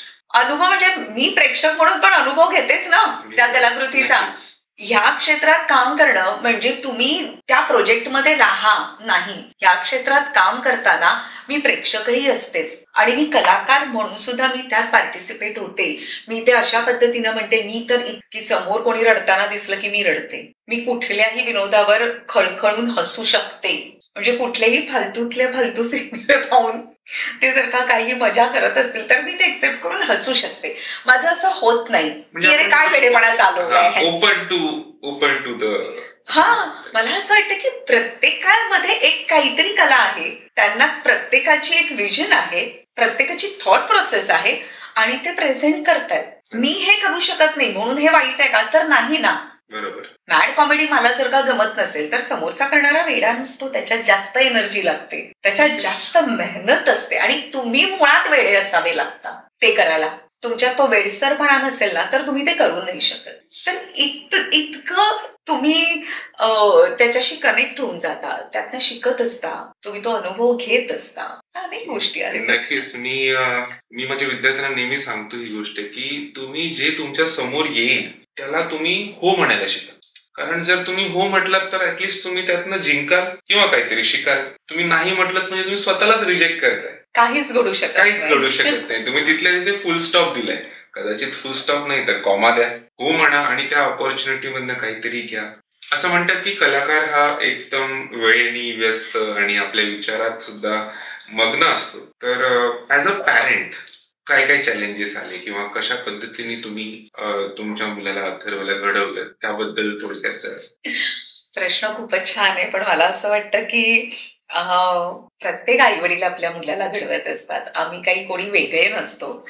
पण हे खरं आहे की तुम्ही जेव्हा जास्त बिझी असता तेव्हा तुम्हाला वेळ काढून मुलांना द्यावा लागतो, पण एवढं नक्की की जेव्हा तुमच्याकडे वेळ आहे ना तेव्हा तुम्ही तो 100% द्या. आणि आपल्याला सगळ्यांनाच माहित आहे की क्वांटिटीपेक्षा क्वालिटी नेहमी महत्वाची असते. त्याच्यामुळे तो क्वालिटी टाइम जर का तुम्ही तुमच्या मुलांना दिलात ना तर खूप फरक पडतो. म्हणजे माझ्या आजूबाजूला माझे काही चांगली मित्रमंडळी होती की त्यांनी मला अथर्वसाठी ना हा सिनेमा दाखव, की लहान मुलांचे सिनेमे असतात की ते दाखव. आम्ही लहान असताना सिनेमा म्हटलं की फुल्ली ते वाईटच आहे, हेच असायचं. मग तुम्हाला त्या फावल्या वेळामध्ये तुम्ही जर का त्यांच्याबरोबर बसून ते पाहिले तर त्यात शिकण्यासारखं असतं. म्हणजे माझा मुलगा माझ्यासारखाच फार इमोशनल आहे. म्हणजे मला आठवते निमो पाहत असताना, खूप लहान होता अथर्व तेव्हा, तर निमो पाहत असताना तो फिल्म सोडून पळायला लागला, रडायला लागला. का तर निमो हरवला आणि तो त्याच्या आईबाबांना कसं, म्हणजे त्याच्या वडिलांना तो कसा सापडेल असं. मी त्याला खूप हे करून की नाही तू बघायचं, आता आपल्याला तीच तर जर्नी बघायची आहे, तेच तर बघायचंय की तो काय करतो, त्याचे बाबा काय करतायत, मग बाबांबरोबर त्यांची एक मैत्रीण पण आहे, ती कशी मदत करतेय, कसं फ्रेंड्सनी एकमेकांना मदत करायला पाहिजे बाळा कुठल्याही संकटात अडकल्यावर, आणि मग आपण कसं हुशारीनं वागायला पाहिजे, असं करून ती फिल्म त्याच्याबरोबर पाहणं. आणि अशा म्हणजे अनेक अनेक गोष्टी की त्यातनंच मुलं शिकत असतात. तुम्हाला वेगळं काहीच करावं लागत नाही, पण इतकं नक्की की तुम्हाला त्यांच्याबरोबर ना ती वेळ 100% द्यावी लागते. ती तुम्ही मॅनेज कशी केली? बऱ्याचदा असं होतं की आम्ही सॅटर्डे संडे मागितल्यावर आम्हाला मिळत नाही, पण माझं म्हणजे नशीब इतकं चांगलं आहे ना, मी नेहमी म्हणते आय एम ब्लेस्ड की अथर्वची परीक्षा असताना, आणि आम्ही काही डेली सोपवाले रोज नाही काम करत, आम्हाला मध्ये मध्ये गॅप्स असतात, पण त्या गॅप्समध्ये आम्हाला इतकी कामं असतात की आम्हाला असं वाटतं की 30 दिवस कधी संपले आम्हाला कळत नाही. पण ती जी वेळ असते ना, ती गॅप मधली, त्या वेळेत सगळ्याच गोष्टी मॅनेज कराव्या लागतात आम्हाला. की नशिबानं अथर्वची परीक्षा असताना मला ती वेळ मिळाली आहे. किंवा जेव्हा अथर्व खूप लहान होता आणि मी काम करायचे तेव्हा तो माझ्या आईकडे असायचा, मग आई त्याचा अभ्यास घ्यायची. एका क्षणाला असं वाटलं मला की नाही आईवरती ते बर्डन होतं, ती कुठे येऊ जाऊ शकत नाही. मग आणि मी खरं सांगू त्याच्यासाठी ट्युशनला मी नेहमी हे पाहिलं. म्हणजे तो खूप लहान असताना मी पूर्णतः प्रयत्न करत होते की कोणीतरी ना एक आजी असावी जी त्याला शिकवेल, कारण ती फक्त एबीसीडी नाही शिकवत, ती खूप गोष्टी शिकवते, जगायचं कसं हे शिकवते. हो, आणि ते प्रेम असतं, त्या शिक्षिकेला त्या मुलाबद्दल प्रेम असतं, संस्कार घडतात वेगळे. आणि मी एक अनुभव सांगू इच्छितो की मी जेव्हा शाळेत होतो तेव्हा आमच्या पण काही अशा शिक्षिका होत्या ज्या ऑन द वर्ज ऑफ रिटायरमेंट होत्या, आणि त्यांचं शिकवण्याची स्टाईल किंवा त्यांच्या शिकवण्याच्या पद्धती आणि इतर जे शिक्षक होते त्यांच्या पद्धती खूप फरक होता. आणि एक मुलांना त्यांच्या जडणघडणीच्या वेळेत स्कूलमध्ये अशा पद्धतीचं शिक्षण मिळणं म्हणजे नक्कीच त्यांच्यासाठी एक स्टेपिंग स्टोन असतो. खूप छान. तर मी अगदी तसं शोधून काढून लकीली कॉलनीतच होत्या, त्याच्यामुळे ते मला इतकं मदतीचं ठरलं ना की सगळं काही आम्ही करत नसतो, वेळच मिळत नाही, पण त्याच्यासाठी तुम्ही तुमच्या मुलासाठी काय अरेंजमेंट करतात. तुम्ही नसताना तुमची कामं किंवा कामत आमची, पण ती मी त्यांची कामं म्हणत नाही की ते शिक्षकांचं काम आहे मी म्हणत नाही, काम माझं असतं ते, पण ते जे सगळं आहे ते जे ती क्वालिटी जी सगळी चांगली आहे ते कोण देऊ शकतं, ते तुम्हाला शोधावं लागतं. आणि मी खरं सांगू हे सगळं मी करण्यापेक्षा ना मी ह्याला जास्त कल दिला की मी अरेंज करू शकते, की तिकडे अथर्वला पाठवलं की माझ्या बरोबर ते त्याच्यावरती ते संस्कार घडवणार आहे. आणि अतिशय तो पण ब्लेस्ड आहे की त्याला असे शिक्षक मिळत गेले. आणि बाकीचा जो म्हणजे अभ्यासाच्या बाबतीत त्यांनी त्याला दिलेलं सगळं बळ जे असेल ते, आणि बाकी ह्याच्यात मी त्याचे पप्पा, असं करून ना ते छान कॉम्बिनेशन झालं. आणि आपण हे करायला, आपण आउटसोर्स करायलाच पाहिजे गोष्टी. म्हणजे मला असं वाटतं की कोणीतरी एखादं छान कुक असेल आणि तुम्हाला जर का व्यवस्थित स्वयंपाक करून देत असेल तर तुम्ही आउटसोर्स करा ना, त्यांना करू दे ना. ज्याला जे आवडतं त्याला ते करू द्यायचं, ज्याला जे हवंय त्यांचंही घर चालतं, त्यांचंही घर चालतं. तुम्हाला ज्या गोष्टी करायच्या ती वेळ तुम्हाला मिळते. पण मी घरी असताना स्वयंपाक मीच करते. मी एवढं बोलते कारण म्हणून तर सीमाताई आमच्या 21 वर्ष माझ्याकडे होत्या, 21 वर्ष नाही राहत कोणी तुमच्याकडे, पण मी घरी असले की मग मी त्यांना सांगायचं तुम्ही बाकीचं करून द्या, स्वयंपाकाचं काम मीच करणार म्हणून. तर हे ना मी टाइम, त्याच्यामध्ये हे पण येतं की आपल्या घरातल्यांना आपल्या घरातल्यांचं डाएट काय असावं, नक्कीच. आज एवढ्या एवढ्या गोष्टी खाल्ल्यात, एवढ्या एवढ्या तुमच्या पोटात गेलंय, तर मग आता काय एक्स्ट्रा करावं, मग संडेला काय करावं, एखादं जंक फूड खावंच लागतं, बरोबर. त्याचं काय त्याचं काय करा. करणार? तेव्हा नक्कीच. एखादा दिवस तुम्ही जंक फूड खाल्लं की पुढचे 6 दिवस तुम्ही घरातलं व्यवस्थित खाता. त्याला डिसिप्लिन म्हणतात. हो. तर अशा पद्धतीनं ती मॅनेजमेंट असते. खूप छान, खूप छान.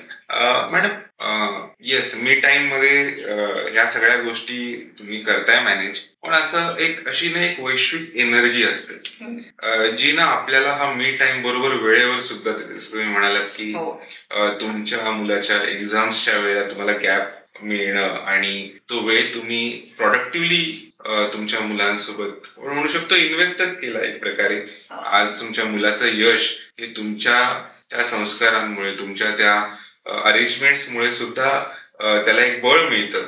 काही माणसं शांतता प्रिय असतात आणि त्यांच्या कृतींवर कधी कधी लोक असा विचार करतात की किती शांत माणूस आहे, पण आतमध्ये कदाचित वादळ असतं किंवा आतमध्ये एक अथांग समुद्र असा खूप साऱ्या लाटांनी थैमान घालत असतो. ते लाटा असतात विचारांच्या. तर मॅडम, आपण जेव्हा विचार करतो की आपण शांततेत राहावं किंवा आपण शांतीला एक्सपिरियन्स करावं, मेडिटेशन काही प्रमाणात आपल्याला आपल्या मनाला शांत करण्यासाठी उपयोगी ठरतं, तर या वैश्विक एनर्जी बद्दल तुमचं काय मत आहे? माझा तर 100% विश्वास आहे. पण वैश्विक एनर्जीसाठी मी जेव्हा रेकी शिकले, एक भाग शिकले रेकीचा, मग मध्ये खूप गॅप केली, नंतर मग मी सेकंड पार्ट शिकले, मग परत गॅप केली. आणि मला असं वाटतं जेव्हा तुम्हाला प्रॉब्लेम येतात ना, किंवा तुम्ही ते स्वतःचे सॉल्व्ह करू शकत नाही, कधी कधी तुम्हाला असं वाटतं की तुम्ही केले, पण ते तसं नसतं.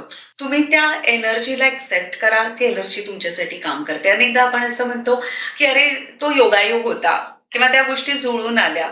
कशा? तुमच्याच बाबतीत का जुळून आल्या, मग माझ्या बाबतीत का नाही त्या जुळून आल्या?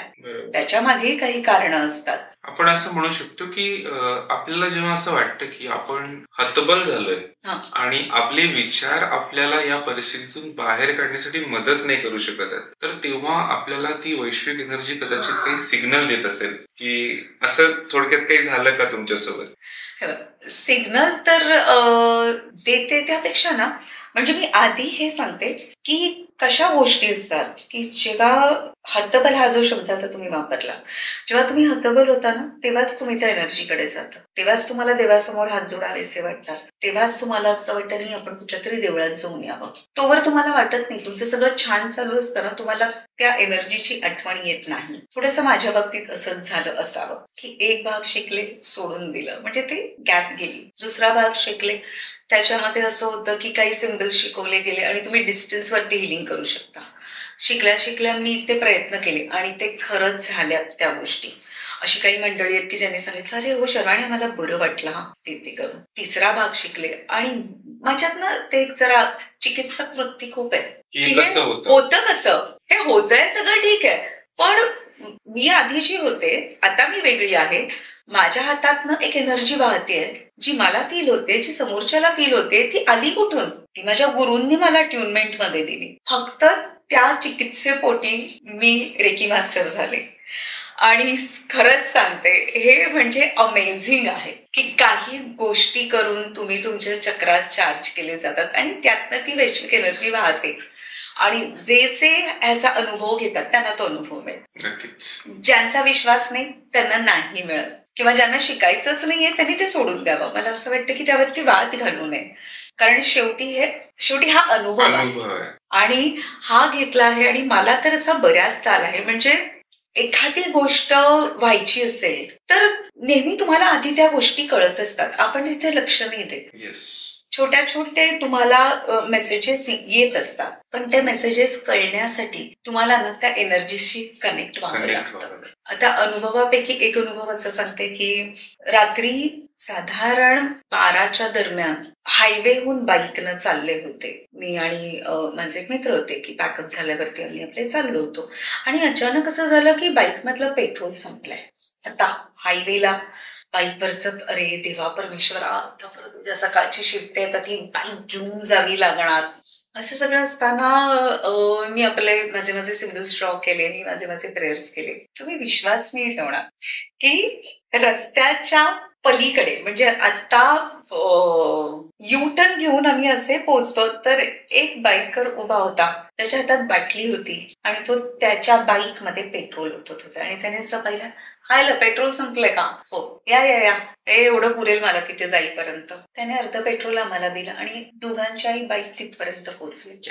आणि असे अनेक अनुभव आहेत. काहींना वाटेल हे योगायोग आहे, काहींना वाटेल ही एक म्हणतो की एक संकेत आहे, पण नक्कीच यामध्ये ती एनर्जी त्या सर्व गोष्टी जुळवून आणण्याचा प्रयत्न करते. खरंच खरंच ती म्हणजे एक अजून एक अशी गोष्ट सांगते की माझा मुलगा जेव्हा इंजिनिअरिंगला ऍडमिशन घेत होता तेव्हा सगळं ऑनलाईन होतं ना, तर त्याला पनवेलचं कॉलेज मिळालं. ओके, मला असं झालं की चला हुश, विदिन मुंबई लिमिट्स ये जा करू शकतो, बाहेर जायला नको असं. आणि माझ्या नंडेची मुलगी आमच्या बरोबर राहत होती, कारण ती राहते वसईला, तर ते ये जा मध्ये त्यातच मुलांची एनर्जी निघून जाते. तर आम्ही एकत्र होतो. आणि तनुश्रीने जेव्हा मास्टर्ससाठी तिनं अप्लाय केलं बायोटेकला, तर तिला पण तेच लागावं, हा योगायोग आहे. पण ते माझ्यासाठी इतकं चांगलं होतं की माझी दोन्ही मुलं सकाळी उठून त्याच वेळेस एकाच कॉलेजला जायची, ती एकत्र यायची. म्हणजे एक सिबलिंग असल्याचं एक फिलिंग असणं, किंवा ते तिला आपल्या बरोबर आपण खूप लांब आठवतो मुलांना. असे अनेक मुलं प्रवास करतात, नाही असं नाही, पण प्रत्येकाला आपलं मूल स्पेशलच असतं. नक्कीच. आणि प्रवासावरनं आठवलं की जवळपास मी विद्यार्थी असताना मला पण काही प्रवास करायला लागत होता, तर त्यावेळेला मी बघितलं की माझा जो लर्निंग पॅटर्न आहे तो माझा ऑडिओचा पॅटर्न आहे. म्हणजे मी जर एकदा ऑडिओ ऐकला तर ते माझ्या पूर्ण लक्षात राहतात. तर मी माझ्याच आवाजातले धडेच्या धडे रेकॉर्ड करायचो आणि कॅसेट प्लेअर मध्ये ते प्रवासाच्या दरम्यान ऐकायचो. आणि प्रवास पण वेळ निघून जायचा आणि ते ऑडिओ ऐकून मला पण ते सगळं लक्षात राहायचं. वर्गात मस्ती वगैरे करू शकतो आणि अभ्यास झालेला असतो, तर मग असं सर्व मला कॉम्बिनेशन आता आठवलं या गोष्टीवरनं. आणि प्रवासाचा अजून एक दुसरा एक आठवण म्हणू शकतो आपण की 2015-16च्या नंतर माझं युट्यूब चॅनल चालू झालं. त्याची पण एक स्टोरी आहे वेगळी, सांगेनच नंतर. पण त्यानंतर जेव्हा 2018 मध्ये मी बदलापूरला शिफ्ट झालो, परत चेंबूरवरनं परत बदलापूरला शिफ्ट झालो, तर बदलापूरवरनं विद्याविहारला यायचं, म्हणजे जवळपास 1-1.5 तासाचा ट्रेनचा प्रवास. मग त्यात काय करायचं, तर बदलापूर पासून निघाल्यावर विद्याविहारपर्यंत पोहोचेपर्यंत मी मोबाईलवर व्हिडिओ एडिट करायचो आणि त्या प्रवासाच्या वेळेचा पण वापर करायचो. असं करून त्या जवळपास 1.5-2 वर्षामध्ये मी 400-500 व्हिडिओ एडिट केले. आणि नंतर मला त्याची एवढी सवय झाली की म्हणजे त्यातलं लॉजिक समजायला लागले आणि खूप छान छान गोष्टी त्या अनुभवातनं आपण म्हणतो की एखादी गोष्ट करून बघितली तर आपल्याला जास्त चांगली समजते. हे किती सुंदर आहे. पण ही वृत्ती आहे ना तुमची, नक्कीच, की तुम्ही त्यातनंही मार्ग काढला. असे सगळेजण नसतात, ते त्या प्रवासाला नाव ठेवत राहतात. अरे इतके तास प्रवास केला, मग हे अमुक झालं, मग ट्रेनला नावं ठेवा, मग त्या ट्रेनच्या टाइम टेबलला नावं ठेवा, त्यातल्या प्रवाशांना नावं ठेवा. अशाही वृत्तीची माणसं असतात ना. तर जेव्हा ना मला असं वाटतं, जेव्हा तुम्ही वैश्विक एनर्जीशी कनेक्ट होता किंवा तुम्ही प्राणायाम करता, तुम्ही मेडिटेशन करता, तुमची थॉट प्रोसेसच चेंज होते आणि त्याची इतकी मदत होते, खूप मदत होते ह्या गोष्टींची. म्हणजे मला माझे खूप मोठं ऍक्सिडेंट झालं होतं. ते होतं साधारण 2013 मध्ये, की मी 1 तास बेशुद्ध होते. म्हणजे मला कोणी हात लावायला रस्त्यावर तयार नव्हतं, लोकांना असं वाटलं ही गेलीये म्हणून. पण मी देवकृपेनं हॉस्पिटलमध्ये पोहोचले, माझ्या घरापर्यंत ही गोष्ट कळली आणि मला आठवतेच माझा नवरा आला. माझ्या नवऱ्याचा असा घाबरलेला चेहरा मी कधीच पाहिला नव्हता. मला असं वाटलं समथिंग इज रॉंग, कारण मी तर बेडवर होते. क्या हुआ? कुछ नाही. थोड्या वेळानं भाऊ आला, तो रडकून दिला, काय झालंय? सगळेजण काय, मला इतकी पेन किलर्स गेली होती की मला कळतच नव्हतं माझ्या चेहऱ्याचं काय झालंय. थोड्या वेळानं माझी भाऊजाई आली ती रडायलाच लागली माझ्याकडे पाहून. म्हटलं 1 मिनिट, मला कळेल का काय झालंय ते, मला जरा बघू द्या स्वतःला. नवरा म्हणाला, त्याचा ह्युमर अमेझिंग आहे, मला म्हणाला कुछ नहीं, शर्वणी तूने पा देखा है ना? म्हटलं हाँ, पा मी का अमिताभ आहे ना, वैसे तू हो चुकी आहे. माय लॉर्ड. म्हणजे ह्याच्यावर आता हसायचंय का घाबरायचंय मला कळेल नाही खरं तर. म्हणजे एवढ्या कठीण परिस्थितीतही माझ्या नवऱ्याने असं खूप सोपं डिस्क्राईब केलं की तुझी वाट लागलीये शर्वाणी तुमच्या चेहऱ्याची. म्हटलं ओके ठीक आहे. आणि मी पण मस्करी, कारण मला माहितीये ते एक्स्ट्रीम मस्करी करतात. आणि मी सांगितलं मी हॉस्पिटलमध्ये नाही राहणार, ह्या हॉस्पिटलमध्ये तर नाही, आपण इथून जाऊया. आणि जे आमच्या फॅमिली डॉक्टर आहेत आधी म्हटलं त्यांना भेटणार, त्या जे सांगतील तेच मी करणार, आपण इथून निघूया. मग डॉक्टरांनी सही वगैरे घेतली की तुम्ही तुमच्या जबाबदारीवर निघताय, तो फॉर्म भरला, आम्ही निघालो. आणि गाडीत बसल्यावर ना रेअरव्ह्यू मिरर मध्ये मी मला पाहिलं, मला असं झालं ही मी आहे. तर माझी भावजय शेजारी होती, ती म्हणाली होती ती. म्हटलं ओके चला घरी जाऊ. पण डॉक्टरांनी सांगितलं होतं 15 दिवस जाते टाके, कारण इथेच मार बसला होता. माझं क्वार्टर टक्कल केलं होतं कारण स्टिचेस होते इकडे. 15 दिवसांनी या ते बघावे लागतील स्टिचेस म्हणून.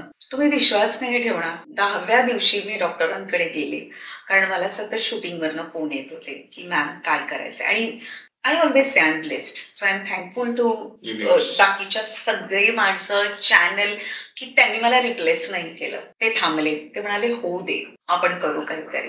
आणि 11व्या दिवशी मी डॉक्टरांकडे गेले तर हील झाले होते ते. आणि हे फक्त आणि फक्त हिलिंग पावर, जे डॉक्टर मला म्हणाले पण की हे इतक्या लवकर कसं झालं, पण ते झालं होतं. म्हणजे मी माझे रेकी मास्टर होते, त्यांनी मला you can heal your life असं एक पुस्तक, म्हणजे ह्या अशा पद्धतीची पुस्तकं मी वाचायला लागले. हे त्याच्यामुळे लुईस आहे, मी तिला लुईस आजी म्हणते. किती गोड आहेत त्या, किती गोड आहेत त्या. त्यांचं पुस्तक वाचलं आणि ते असं लक्षात आलं की तुम्ही ना तेच तेच बोलत राहू नका. ठीक आहे कोणाला आजार नाहीये, कोणाला स्ट्रेस नाहीये, सगळ्यांना तुम्ही घ्याल तर तो आहे, नाही घेतला तर नाही. म्हणून बेजबाबदार होऊ नका. स्ट्रेस न घेणं म्हणून बेजबाबदार होऊ नका, किंवा स्ट्रेस नाही घेतला म्हणजे तुम्ही बेजबाबदार नाही आहात. यू टेक ऍक्शन तो स्ट्रेस घेण्यापेक्षा. त्या खूप सुंदर गोष्टी सांगतात आणि मी तेच फॉलो केलं. पहिली गोष्ट की कुणालाही सांगायचं नाही की आपला ऍक्सिडेंट झाला. ज्यांना कळलं ठीक आहे, आणि आलं की ते कसं झालं हे मुळात सांगायचं नाही. बरोबर. You attract that thing. आणि तुम्ही जर का बोलत राहिलात की नाही मला ना ते इकडे दुखते, ते तुमचं दुखणं कधी बरं होणारच नाही. डॉक्टर तुम्हाला पेन किलर्स देतात म्हणून ते थांबतं, ते तिथेच असतं, ते गेलेलं नाहीये तुमचं. आणि मला ह्याचा अनुभव खूप चांगला आला. ह्या सगळ्या म्हणजे मी जे काही शिकत होते, मी जे काही करत होते, हे स्वतःवर अप्लाय केल्यानंतर मी सांगू शकते. त्याच्यामुळे ना मला नेहमी असं वाटतं, मी माझ्याकडे जेव्हा कोणी असं सांगतात ना की शर्वाणी तू हील करशील का, तर मी हो सांगतेच, पण मी त्यांना सांगते की तुम्ही शिका ना. ते सगळे म्हणतात नाही नाही ते शिकायला नको, ते आम्हाला जमणार आहे का, मग ते करावं लागेल ना. तर मी सांगते असं काहीच करावं लागत नाही. Energy is there. तुम्हाला फक्त वॉक करायची आहे, तुम्हाला तिला फक्त बोलवायचं आहे की मला आता तू माझ्या बरोबर राहा. ती एनर्जी तुमच्या बरोबर राहते. मी प्रत्येकाला सांगते की तुम्ही प्लीज कुठलंही हिलिंग माध्यम शिका. प्राणी हिलिंग आहे, रेकी आहे, माईकरी आहे, जे हिलिंग माध्यम आहे ना करा. प्रत्येकाला शिका. काय फरक पडतोय, स्वतःला अपग्रेड करायला तुम्हाला इन्व्हेस्टमेंट लागतेच ना, ती करा की. तुम्ही छान दिसावं, तुम्ही कपड्यांमध्ये इन्व्हेस्ट करता, तुमच्या जिभेचे चोचले पुरवायला तुम्ही वेगवेगळ्या हॉटेल्समध्ये जाऊन रेस्टॉरंटमध्ये जाता, तुम्ही हे सगळं करता, तुम्ही बाहेर फिरायला जाता का, तर तुम्हाला ब्रेक पाहिजे. मग थोडीशी इन्व्हेस्टमेंट इथे करा आणि करून बघा ना. तुम्ही आज जाऊन तिकडे जेवलात, तुम्ही कुठल्याही चांगल्या रेस्टॉरंटमध्ये गेला तर 2000च्या खाली तुमचं बिल येत नाही. तुम्ही जेवलात, हा छान, ती चव तरळली होती तोंडावर, कधीतरी आपल्याला आठवतं अरे बाबा ती जिभेवरती ना आलीये, ती चव आलीये वगैरे, त्याच्या पलीकडे काही नसतं. तो आनंद असतो तुमचा. आणि तो त्यावेळेस तुम्हाला खरंच आनंद देऊन जातो, ती आठवण पण आनंद देऊन जाते. म्हणून ते तुम्ही करा, पण हे तुम्हाला लाईफ लॉंग राहणार आहे ना तुमच्या बरोबर. आणि कोणतेही स्किल जेव्हा आपण शिकतो, त्याला वापरतो, त्यातनं आपली अजून प्रगल्भता वाढत जाते. हा, आणि त्यासाठी तुम्हाला थोडे डिव्होशनली काही गोष्टी कराव्या लागतात. तुम्हाला मेडिटेशन करावं लागतं. मग मेडिटेशन चांगलं व्हावं म्हणून तुम्हाला प्राणायामाची मदत घ्यावीच लागते. ते एकात एक सांगड आहे ना ह्या सगळ्या गोष्टी, सगळे हातात हात घेऊन चालले. म्हणजे मला स्वतःला असं वाटतं की एक काळ माझ्या आयुष्यातला असा होता की मला स्वतःला असं वाटत होतं की मी कुठेतरी मिसलीड होतोय, माझा पाथ काहीतरी चुकीचं घडतंय माझ्या बाबतीत. तर ते स्वतःला पकडून परत आणणं खूप गरजेचं आहे. हे इतकं गरजेचं आहे. आणि मला स्वतःला असं वाटतं की माझ्या आयुष्यात त्यावेळेस इतकी चांगले मार्गदर्शक आले मैत्री या संज्ञेतनं, की इतकी चांगली माणसं मला भेटली की त्यांनी मला थेरपीला इंट्रोड्यूस केलं. तर तिथे एक पवन कुमार म्हणून डॉक्टर होते, ते थेरपिस्ट होते. त्यांनी मला इन्सिस्ट केलं, तुम्ही का नाही शिकत? बरोबर. तुम्ही म्हटलं मैं कैसे सीखूंगी, मेरी तो साइकोलॉजी है, मेरा सब्जेक्ट नहीं है और उसके लिए तो ग्रेजुएशन लगेगा, फिर एमए करना पड़ेगा, उसके बाद में ये सब कोई जरूरत नहीं है, आपको समझ है वही काफी है. ते वर्कशॉप्स घ्यायचे मुलांचे, म्हणजे जे सायकोलॉजी मुलं शिकतायत वगैरे असे, त्या वर्कशॉप्सना त्यांनी मला बोलावलं. मी आणि अजून 2 पॅरेंट्स होते. ते फार सुंदर होते डॉक्टर. माझा आता त्यांच्याबरोबर कॉन्टॅक्ट नाही. ते हरियाणाला जाणार. त्यांनी सांगितलं की हरियाणाला माझं स्वतःचं मला हॉस्पिटल आणि ते उभं करायचं आहे, सेंटर उभं करायचं आहे, तर त्यामुळे मी आता नसेन, तर तुम्ही आत्ता माझ्या बरोबर राहा. आणि त्यावेळेस मी सगळी कामं सोडली होती. मी साधारण ते 1.5 ते 2 वर्ष मी काम केलं नव्हतं. का तर मला असं झालं, नाही हे आपल्याला आयुष्यभरासाठी उपयोगी आहे. असं करून मी त्यांना जॉईन झाले. मग मी त्यांच्याकडे अनेक गोष्टी शिकले. मग त्यातनं मी असं नाही म्हणत की मी थेरपिस्ट म्हणून काम करू लागले, पण 100% मी काउन्सिलिंग चांगलं करू शकते त्यांच्याकडनं शिकून. आणि इतके टूल्स असतात, मग ते मी वापरायला शिकले. मग ते मी माझ्या मुलासाठी वापरायला शिकले. एक साधी गोष्ट, माझ्या मुलाला खूप राग आला की ती मुलं चिडचिड करतात, फेकाफेक करतात. तर एकदा असं झालं होतं, मी अशी बसले आणि म्हटलं काय झालंय, मला खूप राग आलाय. म्हटलं ठीक आहे, मार ह्या उशीवर. तर त्याने इतकं मारलं, सगळं फेकलं झालं सगळं. मग मी त्याला म्हणाले की ठीक आहे अथर्व, हे रोज होता कामा नये, हे आपल्याला कळायला पाहिजे. हे आपल्याला कळायला पाहिजे की 1 ते 10 मध्ये आपल्याला किती रागवायचं आहे. राग येणं स्वाभाविक आहे, पण तो राग आल्यानंतर तो कंट्रोल करता आला पाहिजे. उगाच तोंड उघडून आरडाओरडा केला म्हणजे तुम्ही एक्सप्रेस केलात असं नाही होत. काही दिवसानंतर साहेब मला शिकवायला लागले. मी काही ओरडायला लागले, आई 1 मिनिट आत्ता बोलू नकोस. का? हे बघ आई, तुला पण राग आलाय, मला पण राग आलाय, आता कॉन्व्हर्सेशन होऊ शकेल नाही. खूप छान. म्हटलं अरे वा, मेरी बिल्ली मुझसे म्याव. म्हटलं बरं ठीक आहे, इट्स ओके. तुम्ही मुलांबरोबर वाढताना, तुमची ग्रो होताना आणि मूल तुमच्या बरोबर, हे खूप ना सुंदर जर्नी आहे. ती तुम्हाला कळायला पाहिजे. जसं तुम्ही म्हणालात की कसा तुम्ही वेळ देत होता, ते हे जे क्वालिटी टाइम आहे ना, तो तुम्ही एकत्र घालवायला लागलात ना की ते इतकं छान असतं ना. म्हणजे अथर्व हा माझा फक्त मुलगा नाही, माझा सगळ्यात बेस्ट फ्रेंड कोण असेल तर अथर्व आहे. तर वैश्विक एनर्जी वरनं की ह्या गोष्टींना चॅनलाइज होणं, ह्याच्यासाठीच मी म्हणते की कदाचित मी हे सगळं करत होते म्हणून मी ह्या गोष्टींपर्यंत पोहोचले. ह्या सगळ्या गोष्टींचा माझ्या फॅमिलीला फायदा झाला किंवा मला स्वतःला असं वाटत होतं की मी चुकीच्या पाथवरनं चालले आहे का. असं काही नसतं की कॉलेजमधलीच मुलं चुकीच्या पाथवर जातात, 9वी-10वीतलीच मुलं जातात. तसे तुम्ही वयाच्या कुठल्याही वर्षी चुकीच्या पाथवर जाऊ शकता, पण तुम्हाला ते कळायला पाहिजे की अरे हे नाहीये, मला हे नाही करायचं, मला हे करायचं आहे, पण हे करता करता हा रस्ता जातोय तर तो घ्यायचा आहे का. मग तो घ्यायचा असेल तर मग त्यातनं स्वतःला सांभाळून कसं पतली कसे निकलच्या, तर ते तुम्हाला कसं निघून जाता येईल हे शिकायला पाहिजे. आणि त्याच्यासाठी ह्या सगळ्याची मदत खूप होते.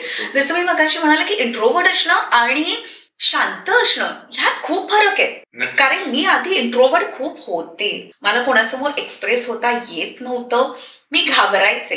इंट्रोवर्ट असणारी माणसांना एक आत भीती असते, ती तुम्हाला कळत नाही. तुम्ही इंट्रोवर्टच्या नावाखाली ते झाकता, पण ती भीती असते. ती तुमच्यातली भीती निघून जाणं आणि कुठे शांत बसणं आणि कुठे योग्य पद्धतीनं उत्तर देणं हे तुम्हाला कळलं ना, तर ते खूप मदतीचं आहे. आणि हे सगळंच्या सगळं मी जे शिकतेय किंवा मी जे शिकले आहे ते ह्या सगळ्या माध्यमातून शिकले. जे मी रोज सकाळी उठून, मी जसं म्हटलं की कलाकार तसे आळशी असतात, त्यांना फार गोष्टी कराव्या लागत नाही की गायकाला रियाज करा, जे डान्सर्स असतात त्यांना प्रॅक्टिस करा, सगळ्यांना प्रॅक्टिस करावी लागते. पण आम्हीही करतो प्रॅक्टिस, पण ते असं नसतं की नाही बॉस 5ला उठून आज मला आवाजावर काम करायचंच आहे. हे करायचं तर आहेच कलाकाराला, पण किती करतात. मी जेव्हा ह्या सगळ्या गोष्टींवर काम करायला लागले, मेडिटेशन, प्राणायाम, एक्सरसाइज, हिलिंग, ह्या सगळ्यामधून मला स्वतःला असं वाटतं की मी खूप बदलले. नक्कीच. ही एक अशी वैश्विक एनर्जीची ताकद आहे की आपण लोकांना बदलता बदलता स्वतः सुद्धा एका नेक्स्ट लेवलला पोहोचतो. आणि या सर्व एनर्जीचा एक मला सुद्धा अनुभव आहे. माझे वडील सुद्धा रेकीने मला खूप कधी कधी बरं करायचे अरे वा. आणि त्यांच्याकडनं खूप गोष्टी मी शिकलो ऍक्च्युली. 2005 साली झालेला जो आमच्यासोबतचा महापुरामुळे 26 जुलै 2005ला खूप मोठी घटना घडली आयुष्यात. पण त्या प्रसंगी सुद्धा माझ्या वडिलांनी ज्या पद्धतीने त्याला तोंड दिलं, ज्या पद्धतीने ते सर्व गोष्टी हँडल केल्या, त्याला सुद्धा आपण म्हणू शकतो की मनाचं एक धैर्य लागतं. एक स्ट्रॉंग माइंड जो असतो तो गरजेचा आहे आपल्याला. आणि माइंडसेटची जर गोष्ट केली तर आपला माइंडसेट हा आपल्याला फ्युचरमध्ये आपलं जे पूर्ण त्या भविष्याला आपला माइंडसेटच घडवत असतो. यासाठी लावतोय की जर आपण तो माइंडसेट बदलायला प्रयत्न केला ना तर ते असं आहे की आपण एखादा दगड हलवतोय खूप जोराने, जो स्वतःच्या वजनाने तिथेच राहायचा प्रयत्न करतो. पण तुम्ही त्या दगडाला जर माइंडसेट म्हणून समजलात तर तो कदाचित दगड थर्माकोलचा पण बनू शकतो जर तुमची इच्छा असेल तर. इच्छा असेल तर तुम्ही तुमचा माइंडसेट बदलणं खूप गरजेचं आहे. असाच एक माइंडसेट शिफ्ट माझ्या आयुष्यात झाला आणि तो म्हणजे पूर जसा आला घरी. सगळं आमचा 5 रूमचा बंगला होता बदलापूरला. जवळपास कमरे एवढं पाणी होतं घरामध्ये आणि मग त्यात आम्ही बाहेर निघालो रात्रीच्या 2 वाजता. आता पण हे सगळं सांगताना अंगावर काटा आलाय की हे सगळं जमल्यामुळे, त्यातनं बाहेर पडल्यामुळे आज मी जिवंत आहे, आमची फॅमिली जिवंत आहे. आणि ते एक प्रकारे बोनस लाईफ आहे आणि त्यातला एकही क्षण वाया नाही घालवायचा. हा माइंडसेट त्या अनुभवामुळे आयुष्यात आला. सेम म्हणजे जसं मी तुमच्या अपघातामुळे पण तुम्हाला तसंच. मी काय सांगू, मला दर वेळेस असं वाटतं की बापरे माणसाचं आयुष्य कसं आहे, कधी कोणी. आणि कोविड नंतर तर ते जास्त झालं ना. म्हणजे कोविडमध्ये जो अनुभव घेतला गेला तर मी सगळ्यांना असंच म्हणते की प्लीज प्लीज सगळं लेट गो करा, सगळं लेट गो करा. म्हणजे लुईस हे वाचल्यावरती आपल्याला अशी मी मग अनेक पुस्तकं वाचली की मुळात जा ना पुढे. आणि मी एक गोष्ट सांगते की जेव्हा मी काही गॅप घेतला असेल माझ्या करिअर मधला असेल, मी अनेक गोष्टी शिकत होते, मी अनेक गोष्टी थ्रू जात होते, तेव्हा मी एवढं नक्की सांगते की जेवढ्या लोक माझ्याकडनं नाही कॉन्टॅक्ट झालं पण मला जेवढ्यांनी कॉन्टॅक्ट केलं की शर्वाणी काय झालं, ठीक आहे ना, अशा आहे ना, आय रिस्पेक्ट. मी त्या सगळ्या लोकांचा इतका आदर करते ना की ऍटलिस्ट कोणीतरी तिथे आहे की कोणीतरी विचारलं की तू काय करतेस, कन्सर्न फॉर यू. त्याच्यानंतर आताही मी म्हणजे एवढं नक्की सांगते की त्या ऍक्सिडेंट नंतर मी खूप वेगळी झाले. ऍक्सिडेंट नंतर मी नाती जपण्याचा खूप प्रयत्न करते. मी स्वतःहून नातं तोडायला जात नाही, कारण इतक्या वर्षाची इन्व्हेस्टमेंट असते हो त्या मैत्रीमध्ये असो किंवा तुम्ही जेवढी नाती जोडता वेगवेगळ्या फॉर्मॅट मधली, त्याच्यात इन्व्हेस्टमेंट असते. कुठेतरी तुमचं जुळलं असतं तर ते असं तोडण्यात अर्थ नसतो ना. तोडायला काही इझी आहे पण ते मेंटेन करायला तेवढी एनर्जी लागते. तर मी स्वतःहून नक्की प्रयत्न करते. मी कधीच विचार करत नाही की मला समोरच्याचा फोन नाही आला तर मी नाही करणार, मला पुढे त्याने केला नाही, कशाला, नसेल ना वेळ, माझ्याकडे वेळ नसताना मी पण नाही करत. मी वर्ष करत नाही काही जणांना फोन. ह्याचा अर्थ असा नाही ना की माझ्या मनामध्ये त्यांच्यासाठी जागा नाहीये, फक्त माझ्या टाइम टेबल मध्ये नसेल त्यावेळेस, पण मनात नाही असं नाहीये. मी वर्षभरानं करतेच. कित्येक आपले नातेवाईक असतात की ज्यांना आपण नाही फोन करत, म्हणजे आपल्याला त्यांच्याबद्दल प्रेम आदर नाहीये का, तर नाही ना, ते आहेतच. पण आपण केला 6 महिन्यांनी फोन, पण ते आपल्याच बरोबर राहतात, त्यांचं असं कधी होत नाही. पण मला आत्ता ना मी म्हणजे असं लक्षात आलं की मी फोन केला नाही तर जी माणसं फोन नाहीच करत ती आपोआप गळून पडतात. आणि एका क्षणाला असं वाटतं की तुमच्या आयुष्यात माझं जर का महत्वच नसेल तर मी का जागा ती मागावी. कुणाला तरी माझं महत्व आहे, म्हणजे फक्त मला तुमचं महत्व असून नाही चालत, माझंही महत्व लागतं. दोघांनी इथेच असावं ना. दरवेळेस असं करून कसं चालेल, तर ते नातं टिकतं, मग ते कुठलंही नातं असो. तर त्याच्यामुळे ना मी आता सोडून देते. लेट गो मी असाही करते की इट्स ओके, तुम्ही माझ्याशी काही वाईट वागलात, इट्स ओके, मला माफ करा, मी वाईट वागले असेल, अनाहूतपणा, जाणून बुजून कोणीच वाईट कोणाशी वागत नाही. सगळं अनाहूतपणेच होतं. समोरच्याला माहितही नसतं की त्यांनी मला कधी दुखावलं असेल किंवा मी कोणाला दुखावलंय मला माहित नाही. बसा ना शांत, शांत बसा, डोळे मिटा, एक जवळजवळ 10 वेळा ब्रीद इन ब्रीद आउट करा, त्या व्यक्तीला समोर आणा, त्या व्यक्तीला विचारा की what is wrong with you, का असं वागतोयस, नक्कीच. किंवा माझ्याकडनं काही चुकलंय की मी तुला काही बोलून गेले का ग, असं असेल तर मला माफ कर, असं तिला इमॅजिनेशन म्हणजे इमॅजिनरी आणा, तुम्ही बोला, तो संवाद साधा. मी तर सांगते खूप गोष्टी सॉल्व्ह होतात. आणि एका क्षणाला जर का तुम्हाला समोरची व्यक्ती नसेल विचारत तर प्लीज जाऊ दे तिला तिच्या वाटेने. आणि ना लहान असल्यापासून हा ना एक आपल्यावरती केलेला संस्कार चांगला आहे का वाईट मला अजून कळत नाही. Always be a good. Bye. तुम्ही दरवेळेस माघार घेतली की तुम्ही चांगले असता का व्हायचं दरवेळेस माघार घेऊन का, म्हणजे का, आणि चांगलंच का राहायचं ह्याची काही गरज नाहीये ना. कुठे चांगलं राहायचं आणि कुठे वाईट राहायचं हे आपल्याला कळायला पाहिजे. एखादी गोष्ट चांगली घडवण्यासाठी आपण वाईट झालो ना, इट्स ओके, काहीही फरक पडत नाही. बरोबर. आणि असं पण म्हणतात की जसं तुम्ही ब्रीदिंगचं सांगितलं, मी जवळपास 10 दिवस विपश्यना कोर्स अटेंड केला. तेव्हा मला या ब्रीदिंगच्या गोष्टी आणि विपश्यनेच्या गोष्टी समजल्या.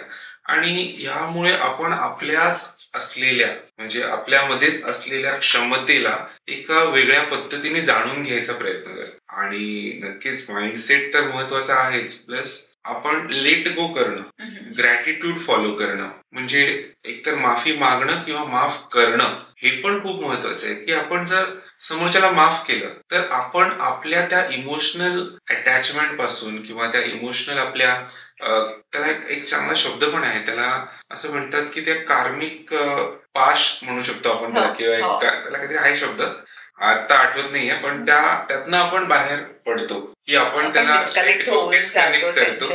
आणि तेच फॉलो करून करून करून करून आपल्या वेळेचा चांगला वापर करावा.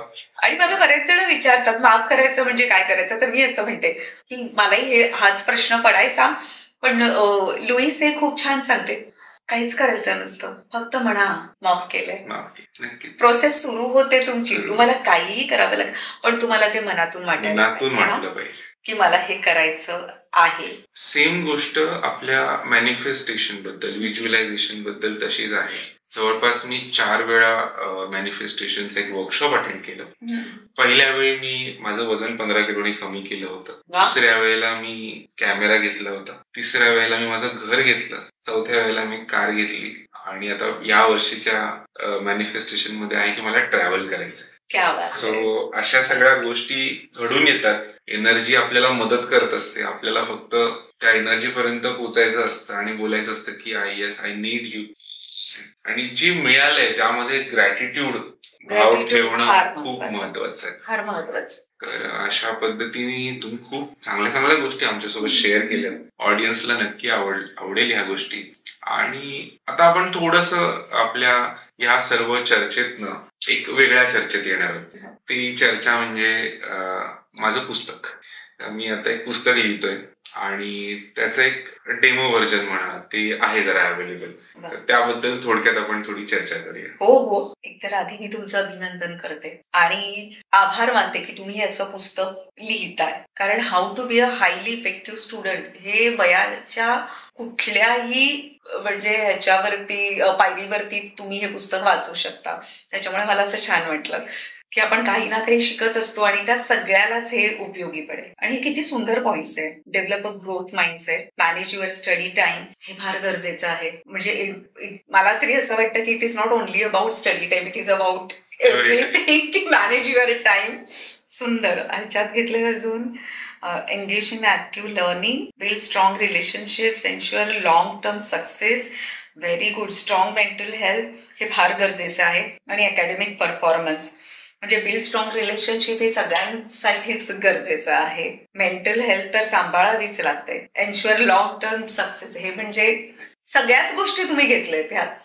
जवळपास 10 वर्ष माझा या विद्यार्थ्यांसोबतचा कॉन्टॅक्ट, त्यांना शिकवण्याचा अनुभव. आणि जवळपास आपण असं म्हणू शकतो की एका शिक्षकाला ना फक्त शिकवणं हेच काम आज राहिलेलं नाहीये. त्याला इतर खूप कामं करावी लागतात. जसं उदाहरण आहे की एक्झाम्स असते तेव्हा सुपरविजन करावं लागतं. तर सुपरविजन करताना खूप वेळा असं होतं की मुलांच्या हॉल तिकीट्स वगैरे चेक करावे लागतात. तर तेव्हा दिसतं की त्या मुलाला किती सब्जेक्ट्स द्यायचे परीक्षेत, किती विषयांची परीक्षा द्यायची. तर मी काही विद्यार्थ्यांचं बघितलं की त्यांना 10 विषय आहेत, 11 विषय आहेत, 12 विषय आहेत आणि मग विचारलं की एवढे कसे काय विषय, तर ते एटी मध्ये त्यांना ते विषय त्यांचे नापास झालेले आहेत. तर मग ते नापास झालेल्या विषयांचा अभ्यास करणं, सध्याच्या सेमिस्टर मधल्या विषयांचा अभ्यास करणं म्हणजे ह्या मुलांना ओव्हरबर्डन आहे आणि ते बर्डन असं प्रत्येक सेमिस्टरला वाढत जात आहे. म्हणजे ह्यांना काहीतरी अशा गायडन्सची गरज आहे या विद्यार्थ्यांना की ते जेणेकरून हे सर्व ते मॅनेज करू शकतील.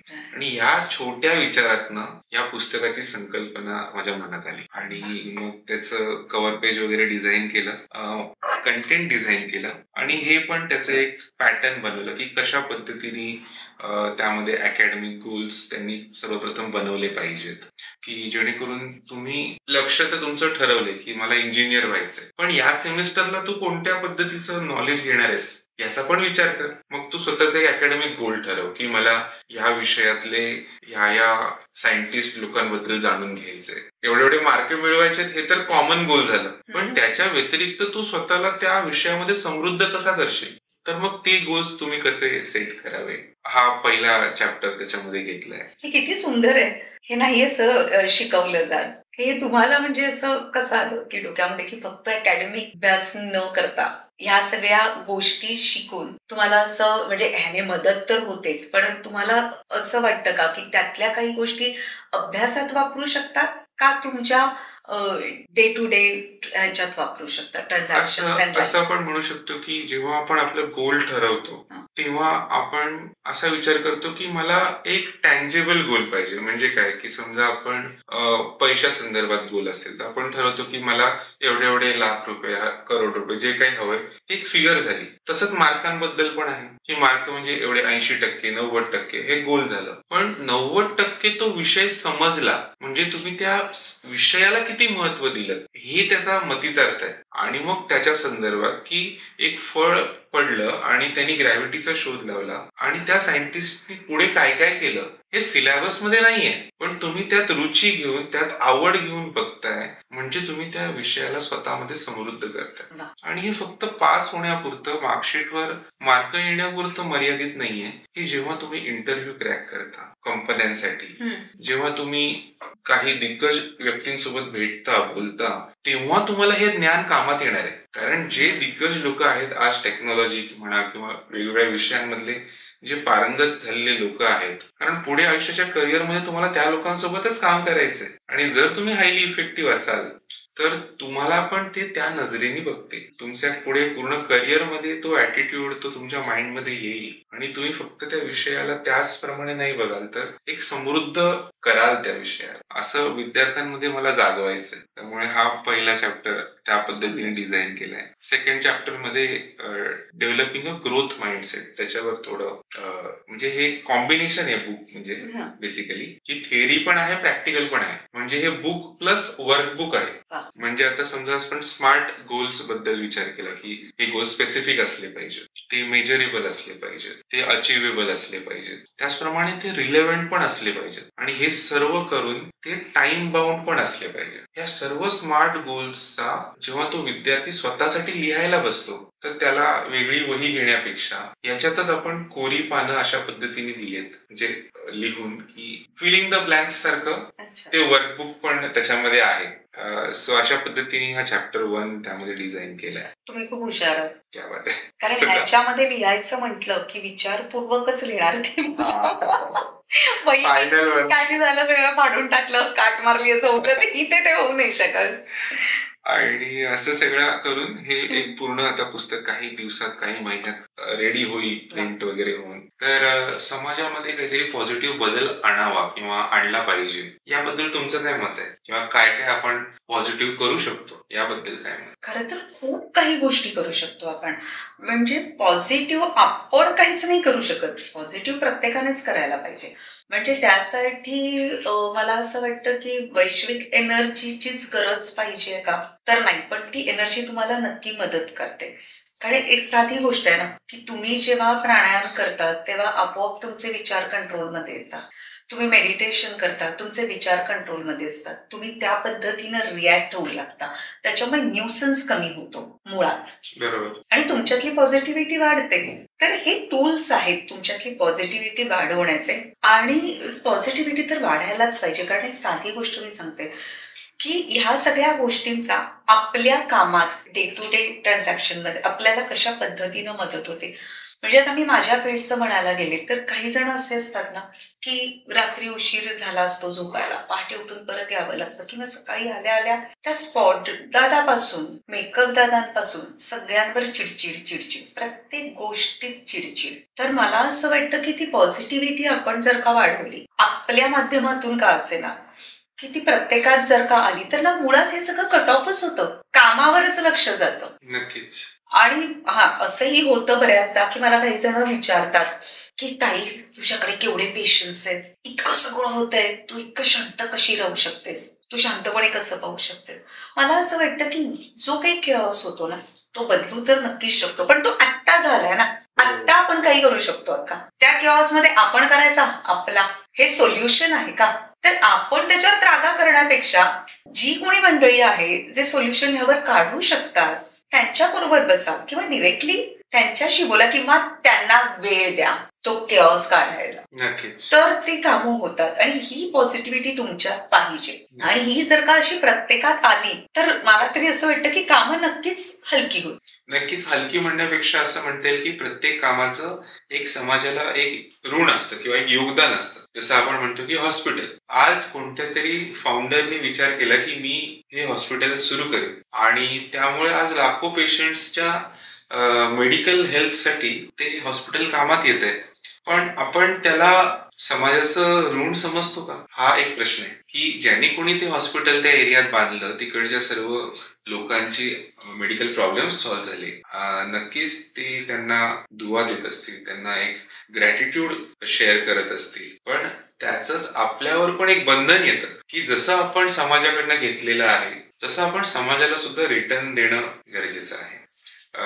काही वर्षांपासून मी सुद्धा रेग्युलर ब्लड डोनेशन करायला लागलोय. जवळपास आतापर्यंत 17-18 वेळा ब्लड डोनेशन, प्लेटलेट डोनेशन या सगळ्या गोष्टी करत असतो.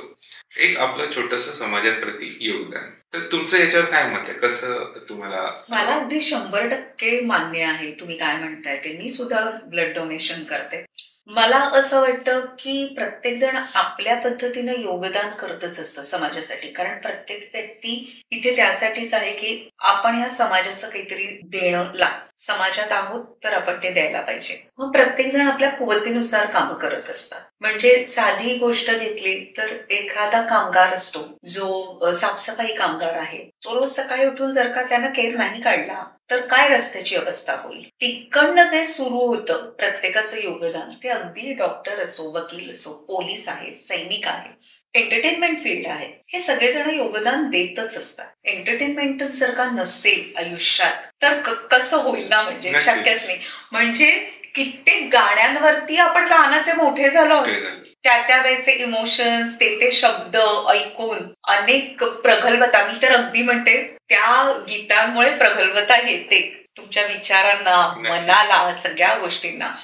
तर असं प्रत्येकाने योगदान केलंच आहे. मला फक्त एवढंच वाटतं की हे योगदान करताना तुम्ही जे काही मानधन घेता ते जर का तेवढ्या वरच्या प्रमाणात असेल तर ते योगदानाबरोबर त्याच्यात तुमचा स्वार्थपणा आहे. हे सगळेच जण, मी असं म्हणत नाही. मग हे योगदान द्यायला तुम्ही अजून काय गोष्टी करू शकता. बऱ्याचदा असं होतं की मला डॉक्टरसाठी तर नेहमी वाटतं की कित्येक डॉक्टर्स आहेत की ते एक दिवस फ्री सेवा देतात, ही केवढी मोठी गोष्ट आहे. नक्कीच. तर असं प्रत्येकाने काही छोट्या छोट्या गोष्टी करायच्या ठरवलं की अनेक ग्रुप आहेत की दर रविवारी किंवा सुट्टीच्या दिवशी ते असं ठरवतात की हा एरिया आपण जाऊन स्वच्छ करायचा. तर ह्या सगळ्यात आपलं योगदान असणं फार गरजेचं आहे. अशा छोट्या छोट्या गोष्टी करताना म्हणजे 2025 मध्ये माझं पण एक प्लॅनिंग आहे. तर जसं आपण मगाशी म्हटलं की वैश्विक एनर्जी आणि आध्यात्मिक सर्व आपल्या प्रॅक्टिसेस आपण करतो, आणि त्यामुळे आपण आपल्या आयुष्यात प्रगती करण्यासाठी स्वतःच्या मनाला तयार करतो. खूप वेळा असं पाहण्यात येतं की आपण मोबाईलवर जास्त आपला वेळ घालवतो, आणि आता OTT प्लॅटफॉर्म्स आलेले आहेत, वेगवेगळ्या पद्धतीचं असं एक मायाजाल आपण म्हणू शकतो किंवा असं एक कृत्रिम आभासी विश्व तयार झालेलं आहे. आणि अशा या विश्वामध्ये आपण एक प्रकारचं सोशल मीडियाचं सुद्धा एक दुनिया झालेली आहे. तर या सोशल मीडियाला तुम्ही कशा पद्धतीने हँडल करता किंवा सोशल मीडियावर तुमचा प्रेझेन्स कसा आहे, लोक आमचे जे ऑडियन्स आहे ते तुम्हाला कशा पद्धतीने फॉलो करू शकतात किंवा कसं आहे तुमचं सिस्टम? हा जरा माझ्यासाठी चुकीचा प्रश्न आहे. कारण सोशल मीडियावर मी फारशी नसते. म्हणजे ज्या काही पोस्ट असतील वगैरे हे सगळं गेले कित्येक दिवसात तर पोस्ट माझी अशी नसेलच की मी स्वतःहून केली आहे. कोलॅबमध्ये काही आलं की ते फोन करून सांगतात मॅम प्लीज, मग ते पण काय हा आता ऍक्सेप्ट करा का, आता ते मला येतं, मला कोलॅब ग्रेट ग्रेट. पण मी फारशी सोशल मीडियावर नसते. सोशल मीडिया हा खरोखरच चांगली कॉन्सेप्ट आहे. अनेक गोष्टी कळतात. म्हणजे ज्या विषयातलं आपल्याला ज्ञान नसतं तेही आपल्याला सोशल मीडियामुळे मिळू लागतं. ते कितपत योग्य ज्ञान मिळतंय अयोग्य आहे हे तर हा मुद्दाच वेगळा आहे. आणि खूप जणांना ट्रोलिंग वगैरे ह्या सगळ्या गोष्टीचा पण सामना करावा लागतो. तो एक अभिनेत्री म्हणून तुमचं सोशल मीडियाबद्दल काय मत आहे? माझ्या काही पोस्ट आहेत त्या कोलॅब मधल्याच असतील आणि बाकी सगळं माझा मुलगा करायचा आहे सगळं. त्याच्यामुळे तुम्ही पाहिलं तर गेले कित्येक महिन्यात मी स्वतःहून पोस्ट टाकली असं काहीही नाहीये. मी स्वतः इतकी अशी इंट्रोवर्ट आहे ना किंवा मला स्वतःत राहायला आवडतं. माझ्या आयुष्यातल्या गोष्टी माझ्या आहेत त्या मी तिथे का मांडू असं मला वाटतं. हा, खरंच मी एखादं प्रोजेक्ट करत असेल, काही चांगलं असेल तर ते डेफिनेटली मला ते मांडायला आवडेल. आणि ट्रोलिंगच्या बाबतीत जर का असं म्हणायचं झालं तर मला नेहमी असं वाटतं की इट इज वाईस वर्सा. तुम्ही जर का समाजाला सांगितलं की आज मी हे केलं, आज मी ते केलं, हे तुम्ही समाजाला सांगता तर समाज रिॲक्ट होतो. म्हणजे जसं साथ तशी प्रतिसाद. बरोबर. तुम्ही सांगितलंच नाही तर ते काय येतील? माझ्या घरात आज काय शिजलंय, मी कुठली चादर घातलीय आणि मी आज झाडाला पाणी कसं घातलं आणि माझ्या घरात हे फूल कसं आलं आज, हे जर का मी लोकांना सांगितलं तर त्यांना कळत नाही की मी माझ्या घरात काय काय केलं आहे ते सगळं. नका ना सांगायला जाऊ. मग ते तुमच्या घरात नाही डोकावत. इतकं साधं असतं ते. आणि जर का तुम्ही ते सांगितलं तर तुमची तेवढी स्ट्रेंथ पाहिजे की ते परतवून लावायची. किंवा दोन गोष्टी आहेत, परतवायला जाऊच नका ना. तुम्हाला लोकांना सांगायचंय, तुम्ही सांगितलं, तुम्हाला लोकांचे रिॲक्शन पाहिजे का हे तुम्ही ठरवायचं. मला लोकांची रिॲक्शनच नकोय, मी टाकलं कारण मला टाकायचं आहे, मग संपलं ना. मग मला ट्रोल करा की तुम्ही माझ्या नावानं तिकडे काय शिमगा करा, बोंबा बोंब करा. Do not react. त्यांना जे करायचे ते करू दे, कारण त्यांची कुवत तेवढी आहे. त्यांना पण कुठून ना कुठून मला ना नेहमी असं वाटतं की मी फारशी नसते, पण काही इन्सिडेंट्स मध्ये किंवा कोणाच्या बाबतीत कळलं की जरा ते बघ, कारण फील्डमध्ये असल्यावरती थोडीशी माहिती असावी लागते तुम्हाला की जरा ते बघ. आणि स्क्रोल केल्यावरती मला असं वाटतं बापरे, लोकांकडे किती वेळ आहे आणि तुमच्यात एवढा अँगर येतो कुठून आणि कोणासाठी, की ज्यांना तुम्ही भेटला नाही आहात, जी माणसं तुम्हाला माहित नाही, फक्त जजमेंटल. तुम्हाला असं वाटतंय म्हणून तुम्ही रिॲक्ट होताय. हे कितपत योग्य असू शकतं लोकांचं? या अशा समाजाची भीती वाटते की अशा समाजाला आपल्याला आपल्या आयुष्यातल्या गोष्टी सांगायची गरज आहे का? ही माणसं कोण आहेत, की मी कोण आहे हे ठरवणारी ही माणसं कोण आहेत? माझ्या आयुष्यात मी काय करते हे चूक का बरोबर, ही सगळ्यांनी कोण आहेत मी विचारलंय का तुम्हाला? पण ते तसं होत नाही. म्हणजे it is not only about me. माझ्या बाबतीत असं काही झालं नाही किंवा मी टाकतही नाही, पण ह्या ज्या गोष्टी घडतात ना त्या इतक्या भयानक असतात की ते नको वाटतं. खरं सोशल मीडिया इतकं सुंदर आहे, कित्येक गोष्टी त्यातून कळतात आणि चांगल्या पद्धतीनं जाणकार लोकांकडून मला कळते. असा जर का वापर ठेवला त्या सोशल मीडियाचा तर हे किती सुंदर आहे असं मला वाटतं. त्याच्यामुळे मी सोशल मीडियापासून दूर आहे. नक्कीच. कारण सोशल मडियाचा जर आपण विचार केला, तुम्ही जसं म्हणालात की सोशल मीडियावर कॉन्टेंट पोस्ट करणं आणि सोशल मीडियामधलं कॉन्टेंट कन्झ्युम करणं, या दोन गोष्टी खूप महत्वाच्या आहेत. कारण जेव्हा आपण ते कॉन्टेंट कन्झ्युम करतो तेव्हा आपल्याला दिसतं की अरे आपल्याला नकारात्मकता, आपल्याला अशा गोष्टी ज्या कदाचित आपल्या आयुष्यात काही व्हॅल्यू ऍड नाही करत, असे खूप सारे कॉन्टेंट आपल्याला दिसतात.